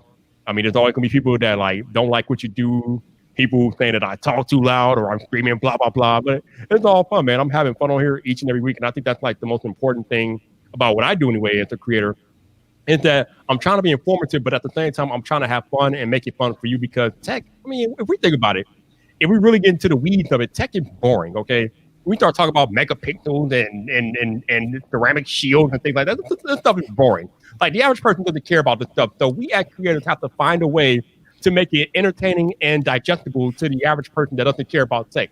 And I find that that's what I try to do in my videos. I try to make the boring stuff more fun and digestible, and I think I do a pretty good job of that. And I mean, I'm still here and nobody complaining too much. So I think I'm doing all right. But yeah, You've tech. been awesome. Thanks, Renee. But tech by and large is boring, so I try to make it more fun. I try to have fun doing it, and luckily there's a bunch of other like-minded individual creators who love tech and want to make it fun too. I got a few of them up here now, so yeah, it's been a fun ride, man. I hope I can keep going as long as I can. It's been amazing. There's like Olympic wrestling and professional wrestling. There's like normal YouTube and Viper. Yeah, thank God I am not normal YouTube, nor do I want to be normal YouTube. No. We don't do that here. We don't do that here. That's all right though, man. I mean, we got to have our differences, and either they're gonna rock with you or they're not.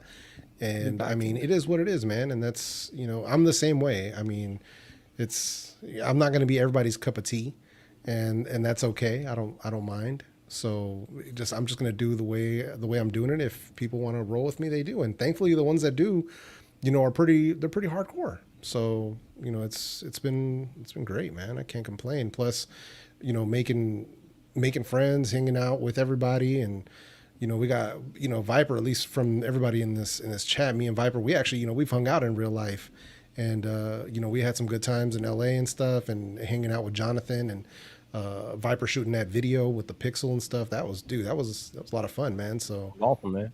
yeah, so I mean, it's been real, man. Yeah, it's cool, man. I can't say that enough to people. So like when I hear people, or like especially this year when I've had a lot of people come up to me and be like, oh, I'm thinking about starting a YouTube channel. I'm like, just do it. Like, don't wait, just get in. Don't wait. It's never too late. It's always it's never too late, man. Just there's so much room.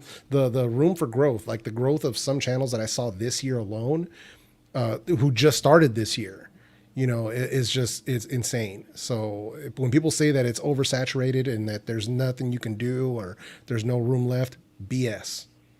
That's complete BS, because the stuff that I've seen, I mean, even you could see it on the surface level, but just because working with vidIQ and the stuff that I get to see, dude, the channels, there's been so many channels that have blown up this year that it's just crazy. So It's funny that people would talk about how it's too saturated and things like that.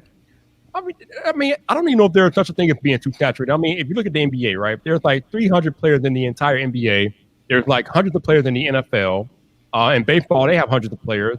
I mean, there's always a bunch of people in any given job or profession. So just because you can't be at like the tippity top doesn't mean you can't get in there and make your mark. So I don't know if saturation is a thing in anything, especially in the creative space. I mean, if you can come in there and differentiate yourself from everybody else, then you can make your own way. So it's how bad do you want it? At the end of the day, that's the real question. How bad do you want it? If you want it bad enough, you can make it happen. If you don't want it bad enough, then you're going to get crushed. yeah, what's oversaturated? Crappy content. That's what's oversaturated. That's true. That is true. So good Sitting content, right here, Jeff. Sitting right here. yeah, good.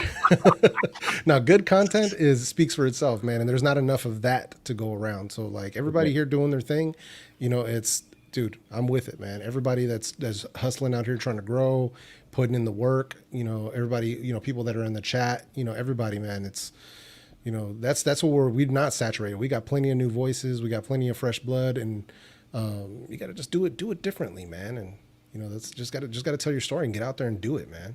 Because you don't want to just be reiterating and regurgitating the same stuff or being boring or whatever. Just, man, there's enough crappy content out there. Be different. Bring value to people. That's really where it's going to be.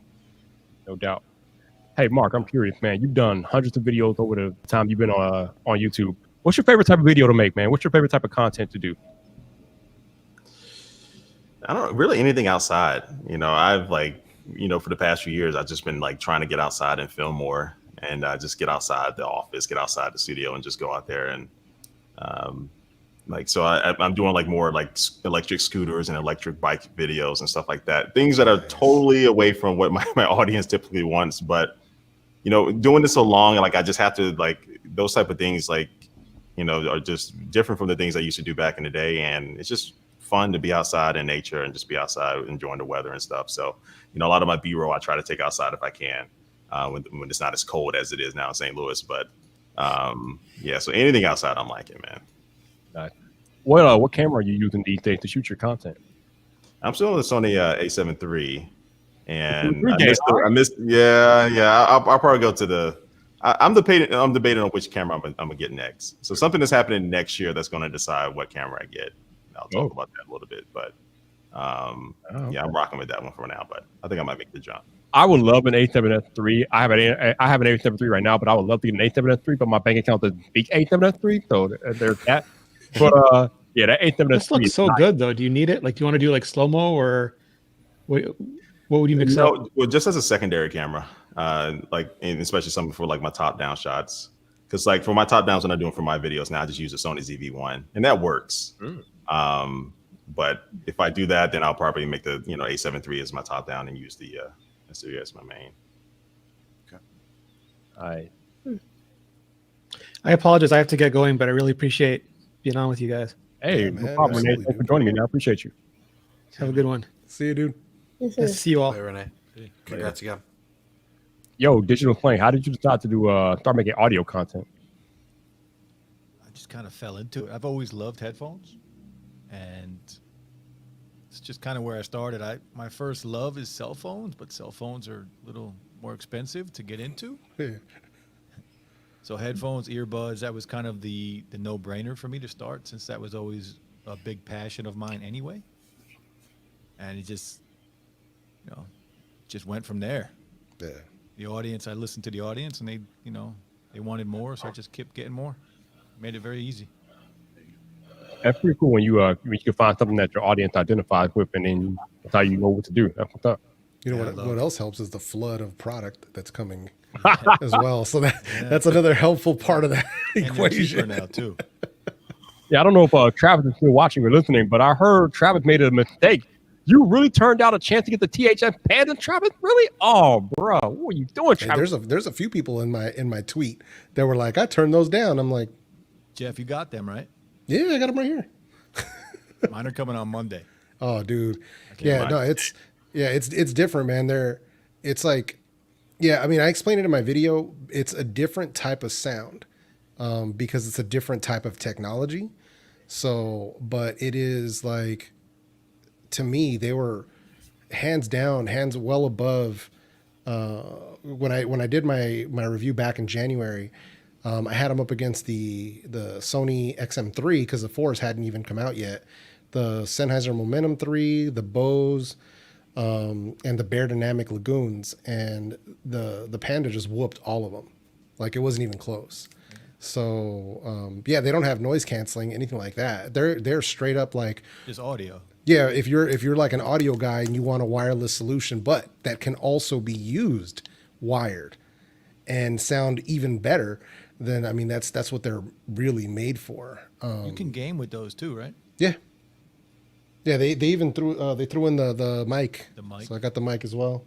So Yo, if anybody from THS or Panda is watching and you got some left over, contact your boy Viper. I will gladly take a pair and do video for them. right, What's up? dude, they're really good. The one thing that I forgot was that they are dumb loud. Like, that's one thing I warn people. It's like 50-60%, like, because they're dual THX AAA amplifiers in the headphones. So they are the real deal, and they got some heat. So you just gotta like don't blow your ears out with these I'm guys. gonna go deaf next week. Yeah, right, dude. I was like, I turned them on yesterday. I was like, oh, let me dial these back. But I think what you're gonna like, Jeff, you're gonna love the sound effects that they use, like when you turn them on and for like the commands and stuff. It sounds like an 80s Atari game. Like it's like an 80s synth that they used. Dude, it's so trick. I was like, oh, dude, this takes me back.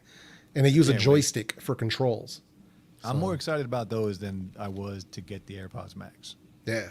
Yeah, see, I was the same way too, but now I'm just like, they're both so good. Woo! So, Top Tech Geek, out of all the videos that you make, what is your favorite type of content to make, man? Huh. It's probably earbud reviews, to be honest. Is what you say, earbud? Earbuds, yeah, earbud reviews. I just like I like listening to music, so being able to listen to music and at the same time do something, make a video about it is pretty cool. So doing earbud reviews, and then most likely phones are like right up there right next to it. Gotcha. Yeah. Me and earbuds do not get along. I can never keep them in my ear. I hate it. Hey, that's a thing. That's like a real thing though. Like don't think that it's not, because there's a lot of people out here who cannot do my wife, she can't do earbuds. So, and I've tried, trust me. I mean, dude, literally like 300 different sets of earbuds, and that's not even counting the in-ear monitors and the wired stuff, and not a one will work for her. Wow. So yeah, she needs like custom molds, if anything, but it's just one of those, like, some people it's just not for you. I can't. The only earbuds I've ever gotten to stay in my ear, like, consistently, is the original AirPod. That's it. Anything else does not stay in my ear at all. Terrible. People Yeah, have problems semi with in-ear. the silicone tips, man. What's that? The silicone tips are a problem for a lot of people. Yeah. Yeah, I recommend the Power Beast Pros, man. I use those a lot. Oh yeah, those work too. They just stay, stay in your ear. Yeah. Those My have favorite, work too. my favorite earbuds are the Pixel Buds. Oh, I nice. I would like them more if they stayed in my ear, but they just don't stay in my ear. They're good though. I like them. I love them, but they just don't stay in my ear, man. That's why I use headphones anyway. Exactly. Headphones are where it's at. And speaking of headphones, Mark, what are your thoughts on the weight of the AirPods Max? Because a lot of people have been talking about how they are heavy and things like that. Yeah, that's one of the reasons why I wanted to wear them on the stream, just to wear them for a while and just kind of see. I don't know. I like the weight doesn't bother me that much. They're definitely heavier than the XM4s, and you can feel the difference if you go between the two. But I don't know. Like I'm the type that I like to I pack everything when I travel. I pack everything on my back and just one backpack, just like you used to do in the army. So like I kind of just get used to it over a while, used to heavy things and stuff like that. But you feel it, but it's nothing to where like I haven't worn these long enough to be like, oh my god, I got to take them off. They're just like hurting my head. Right. So I think that's more of a testament to the ear cups. You know, the ear cups themselves are very comfortable. It's not like it's a little pressure compared to some other ones, just due to the weight of the material and stuff. But it's nowhere near where it's like uncomfortable. Yeah. But I like but I really would like to test it on the plane. I think Marquez said in this video, when you are looking up, looking down, stuff like that, that can be an issue. So when I want to play, I'm always like resting my head like here on the window, and it could be a concern for that. But for the most part, if I'm just sitting up, listening to something, I don't think it'll be an issue. Viper, how do you like them wearing glasses? They're actually very comfortable. Like the memory foam mesh air cup just conform naturally to the glasses. So I mean, I don't even feel it really. Right. I've heard people say that they're able to lay down with them and sleep with them, and yeah, I haven't tried that, but I mean, I'm pretty sure it wouldn't be a problem. Now, what I did notice is that, especially compared to wearing the Sony, is that being in Chicago, as Mark knows, since he lives in the Midwest, it's cold. So sometimes I like to wear headphones, and I put my hood over my headphones so to keep warm. Put my hood over the Sony can be a little difficult sometimes. But put my hood over these, with how flat they are, a lot easier. So I kind of like that. And you don't got to worry about them touch controls either. Exactly. Yeah. that digital crown is nice, very smooth. Yes. It reminds me of the Surface headphones too, but they're dialed very nice. Yeah, it works well. Yeah, the tactile feel. I was like very skeptical. I mean, I have the digital crown on my watch and all that. So, but I was skeptical about it on headphones until I started using it. And after sitting with it and fiddling and adjusting, that first initial session, I sat with the headphones on for 4 hours straight. And by the end of the 4 hours, it's intuitive. So I did switch it. You can remap it. Yeah, I switched the direction that it goes. And that works much better for me. But yeah, it's just one of those things where now basically I can it's almost like I'm just poking my head almost, and I just run my finger along the side of it. Yeah. It just, for basic You don't volume need any adjustments. pressure. Yeah, it's nothing. Yeah. So yeah, super intuitive. That was one of the things that really, I was really impressed by the way that worked. So yeah, it's so smooth. Yeah. Yeah, I mean, touch controls are nice and all, but sometimes they're finicky and they don't work the way that they should work, and they're not very intuitive. This is intuitive AF. Like y'all said, just turn the crown one way or another, and you're good to go. If you want to change between A and C and transparency, hit a button, boom, you're good to go. I do wish there was a power button. Yeah, that would be nice. Yeah. Or a case. Yeah. Hey, like That would be nice. Yeah, I'm waiting for that, man. I even tweeted those people back, and I'm like, hey, man, I hope you guys bring a case to market quickly, because that's what I'm waiting for. Was that Nomad? No, God, I wish. No, company, I think it was at the San Francisco Bath or something like that. something like that. Yeah, but I'm just, what I want is just a hard shell case molded where they fit right inside there, and just something to protect them. And then that puts them into that ultra low power mode. But even then, even just letting them sit here, like I did 12 hours of just letting them sit, and they lost 4%. Yeah, it doesn't drain a lot. Yeah. So I was just like, say less. I'm good. 'Cause It's they not a go problem. they go into low power mode within 30 minutes, and then ultra low power mode after 2 hours. Something like that. Yeah. Yeah, I think the brand is Waterfield Design. They are the ones who were reaching out to us about what we want to see in the case. I'm like, yeah, like just said, if you can make a case that protects the entire headphones and put them into that low power state, we'd be very appreciative. That's it. That's all. Yeah, that's that's all it. I need. Yep. Yeah. I'm not asking too much. I just don't want it to look like a pair of chones on the headphones. You know what I mean? So I just need it to look a little bit better, man. I don't know what Apple was thinking. That to me is the biggest, like, what? You might as well just giving us a canvas bag, bro. So Yeah, who thinks that's a good idea? When you look at it, it says like, yeah, I that's a don't good know, idea. dude. Let's give them that. You know, in like a month or two, there's gonna be an Apple case, right? That's gonna be like Yeah. $100. I've been saying $100. that. I've been saying there's going to be Yeah. a $150 hard shell case from Apple. It'd Watch. be leather. My You know wife, what, but said it Apple- should be shaped like an apple. You know what it is, though? Apple does some of this stuff intentionally because they know that if you are seen outside carrying these things in the case, they know that you will immediately, or other people will be able to immediately identify that it's the Apple AirPods Max. And Apple loves that brand recognition. It's all about that brand, that product recognition that they want.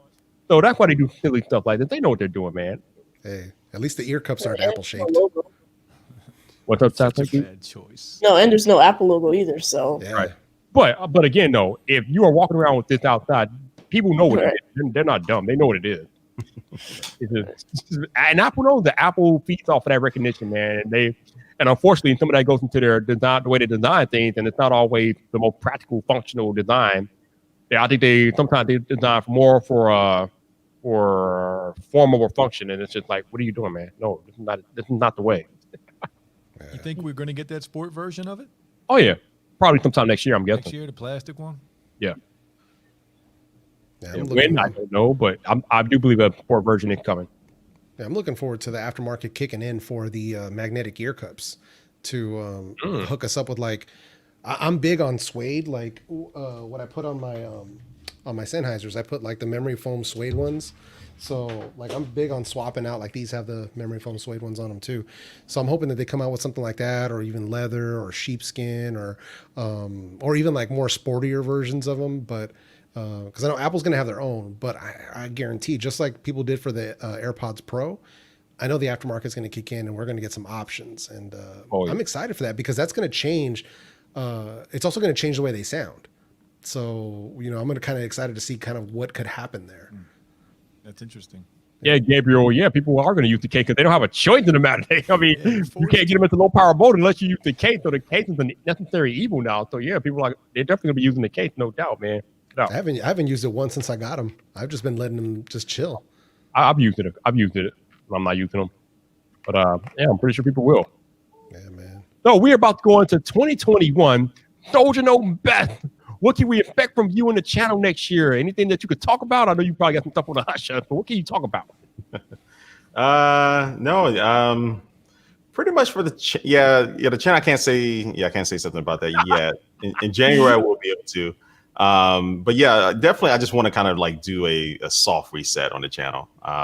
This year has been really good for me. Like just fine tuning some things that I've been kind of slow to adopt to and stuff, and trying to like figure out exactly what type of content I need to make, especially for my audience that's been here for a long time, but then also to kind of doing the content that I truly want to do nowadays instead of just covering, some of the things that I used to cover all the time. So next year is definitely going to be more of a kind of a more focused type of soft reset on the channel, but then also to possibly get into some more VR stuff. And then also do some Amazon lives and things like that. So yeah, there's a lot of stuff that I could be doing, but I can't wait, man. I'm excited for it. I'm excited. Listen, man, I'm confused, but I know why. But I'm confused kind of as to why you don't have 1 million subscribers yet. But I know why. I think you took like a year, 2 or 3 break from YouTube for a while back some time ago, right? Yeah. So a few years ago, I took it was about 2 years where I was only making like a few videos, a year. So I have some health issues. I have some things that were going on that I think next year eventually I will kind of like talk a little bit more about, some personal things as well. But yeah, so that happened like kind of right when my channel was like, I was still doing pretty good at that time. It was right before kind of the tech boom. So that definitely hurt a little bit. But yeah, when I came back, I'm saying like the things had changed. It's so crazy. People get red cameras and all this other crazy stuff. So yeah, it was kind of like a shock. And then I was kind of like all over the place trying to figure out what I was doing, trying to like be like other people and like try to do what was popular. But yeah, like a couple years ago, I just kind of started getting back into my groove of things. And yeah, it's been a long journey, man. So kind of stopping and starting is definitely not ideal. But I think it's working out, man. Like I'm happy, like honestly, like this past year has been like the happiest that I've been for my videos. And you can probably see that in my videos. Like I'm enjoying them. No matter the success of every single video, I'm just enjoying it. And that's the one thing I'll recommend, especially you top tech geek and just everyone. It's easy with tech to get into the motions of doing things, and you may get burned out. You may just get, doing a bunch of things, but do the content that you really enjoy. That's going to be the number one focus. That's how you're going to keep doing it for a long time. So, let's dig a little deeper into that, because you have been doing it for a long time. So, Mark, what are some of the things that you do or that you can suggest to other creators that do get burnt out doing what they do? Yeah, I would say, make time for yourself. I speak with tech, man. Like I tell people about YouTube all the time. Like YouTube is not the hardest job I've ever had, but it is the busiest. It's always something happening, and you can easily feel like you're being left out if you're not paying attention to every tweet or everything that's happening. So the biggest thing is do take that time to kind of escape for a week. Get ahead in videos and really escape for a week or two to try to kind of give yourself some time to reset. And then lean on other creators. Lean on other creators that know more about you than other things. I just now got a freaking good light. I got the 120D, and I feel so stupid. Like I'm like, what took me so long to get like a light like this? And it just really kind of changes everything. And so it's just really listening to, leaning on all these other creators that know more about cameras or more about lighting or sound. That's the best thing for you. And then, just do the content that you really truly like, and that's the way you always still feel focused and ready to go. That is Sound Vyp, man. I appreciate you. Jeff, we talk about a lot about how you get tons of product coming in and it's like kind of over your head sometimes. So how do you deal with the burnout sometimes? I'm pretty sure you get burnt out with all the product that you get coming in. Oh yeah, no, for sure. I mean, this year was rough, man. Just trying to fight that off a couple of times and getting back into the groove, and like it happened. I think it was August. I think was probably the roughest this year. Just like dealing with like the anxiety, and then just kind of trying to. I was at the point I was kind of really, really burned. Like I didn't want to do anything. I was just really out of it. And September got back into it. I got into the groove early October, and then we had to move. So then I had to stop basically for a month, and then I just got back into it. So, but the month helped. Like taking that time off helped. And even when I was really burned out, it's not the hard part for me is not beating myself up when I'm not making videos. I think that's the toughest thing, because if you're creating content, you feel like that's it's part of like, if I'm just chilling watching TV or a movie, then I start feeling guilty. Like, man, I should be working. I should be hustling. This is because I have a vision for like where the future is. Like I know where I want to be. So I see that. So like when I'm not working on it or working towards it, I feel like I'm cheating myself or cheating my family. So not beating myself up about that, that's the toughest part. But when I took 2 weeks to reset myself, I felt a lot better. So taking that time is super, super helpful. It's great advice. And then, when we moved, it was a lot of work just in the move itself. So taking the time to move and then just kind of taking some time to chill, get settled in, all that, it helped me out a lot, because now I don't feel like making these videos, all the testing I did this week, the fact that I'm going to be up tonight and stuff, I'm not sweating it. Like I want to get this video out. I have a video on an amp that I want to get out. And then I have a ton of other of the top 5 videos that I want to get out. So like, I'm good. Like I'm ready to rock and roll, pull 2021 in. And we don't have a CES to deal with, technically speaking. We don't have a CES to go to this year. So I don't know. It's going to be interesting, man. But I'm ready to go, man. No doubt. Digital Slang, how do you deal with burnout, man? I take that time. Like soldiers knows best. Like you have to reset. You have to take time for yourself, and whether that's family or friends, or it's tough because of what we're living through right now. But you have to take time and reset. Whether that's play a video game for a night instead of making a video, or whatever you can do to just let go, right? Because you got to let go. Because burnout is real. It happens. You feel like you should be working, like El Jefe said. I always go through that. Like if I play a video game for 2 hours, I'm hard on myself because I'm not creating a video. So just find that time to relax somehow and chill, man. Whatever you got to do it. You got to take time for yourself, because burnout happens, and it happens quite a bit. So I just try and relax. It's hard because you can't really go out and do the things we would like to do.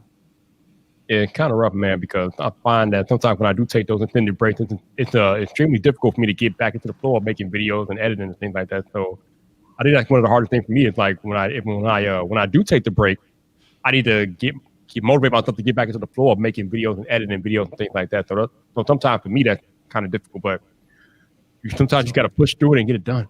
Yeah, it's hard to do. Yeah. Yo, Bender, any what do you do when burnout hits, man? I'm gonna laugh, but it's actually serious. So like, I get sinus headaches a lot. I have anxiety, and I mean, you guys seen it. I end up sometimes being gone like 3 months, 4 months. It's just like you just got to get yourself in the right spot. I know personally I got to work on getting better at getting back into that place like faster, but you got to take care of yourself first before this will always, there'll be something always here to come back to. It might change. It might be a little different than you remember it, but it's going to be here. So you can just take the time to get you get your head straight and, Yeah, man. You gotta do what you gotta do. 100%. I don't know if you've been doing this long enough to experience any burnout, Top 10 Geek, but have you had time where you experienced like being adulted or overloaded with making videos? Probably mostly got a little overwhelmed, since I script, it takes a little time to script the videos and make sure, it's something I like. So it's kind of just overwhelming trying to get a lot of the phones. Like I still have to do an LG Wing review and stuff. So all of that getting scripted and stuff is just a little overwhelming. But other than that, it's been a pretty cool journey so far. So what do you do when you find yourself in a situation where you feel overwhelmed? I kind of so a lot of times I do this like every so often. I kind of just look at what I've done so far. So like I'd go on my blog or something and look at the site and be like, I really did this, I'm proud of what I've accomplished so far. So it's pretty cool to just look back and know that you're doing something still. You actually did something that you enjoy and you actually made something that you're proud of. Yeah, that makes a lot of sense, man. Especially with if you're doing school and everything at the same time. It's like I couldn't imagine trying to be in high school and doing YouTube. I'd be a mess personally, because I remember what I was like in high school. So it's that's why I got so much love, man, for younger creators, because it's a different thing. And I'll date myself here, but it's like, I wasn't even doing, like, we didn't have social media when I was your age, technically speaking. So it's like it's a whole different world to grow up in, and it's just like, yeah, dude, I got a lot of love for you, man. He didn't even have computers when I was his age. Yeah, no, that's what I'm saying, man. Yeah, we had computer labs, but no computer in the house.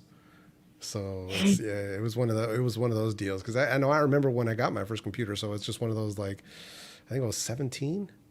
Yeah, I was like 17. So man, it was wild, bro. It's the Wild West, man. So, but hey, Vyp, man, I'm gonna have to drop off because we got packages coming in. Plus, I got to get dinner started. But dude, thanks for having me on, man, and awesome stream tonight, man. Everybody here chilling with everybody. So highly appreciated, man. It's funny today. I'm about to wrap this up anyway, but thank you for joining me, Jeff, and thank you to all of you, man. I appreciate all of you guys, and Travis and Renee. Thank you guys for joining me tonight. I appreciate it. It's been an interesting year, you all. It's been an interesting 2020. Like I said, this will be the last Friday night live stream of the year, but I will be back next week to stream for Christmas Eve. So no worries, I'll be back. But for our Friday night in 2020, this is it. This is our last hurrah. So for those who have been joining me all year long in the chat and things like that, thank you for another great year of Friday Night Vyp, man. Look forward to coming back in 2021. Hopefully the world is a little bit different when I come back in 2021 as far as Friday night, because definitely crazy stuff going on tonight, man. I mean, not tonight, but throughout the year. It's been a hard year, it's been a challenging year, but we made it. We're almost at the end, and I appreciate all of you all joining me on the journey and continuing to come back each and every week and join me in the chat. So thank you to all of you all in the chat. Thank you to all of my fellow creators who have rocked out with me this year. I appreciate all of you all. And I will see you guys next week, or maybe I'll launch it before next week, but definitely I'll see you on Christmas Eve, because I'll be back and that should be fun. Yeah. But until the next time, people, and I don't know why I have to, it's such an echo, good thing the thing is ending. But until the next time, people, it's your boy Viper, the man about tech. You know where to find me. So come back, bummer.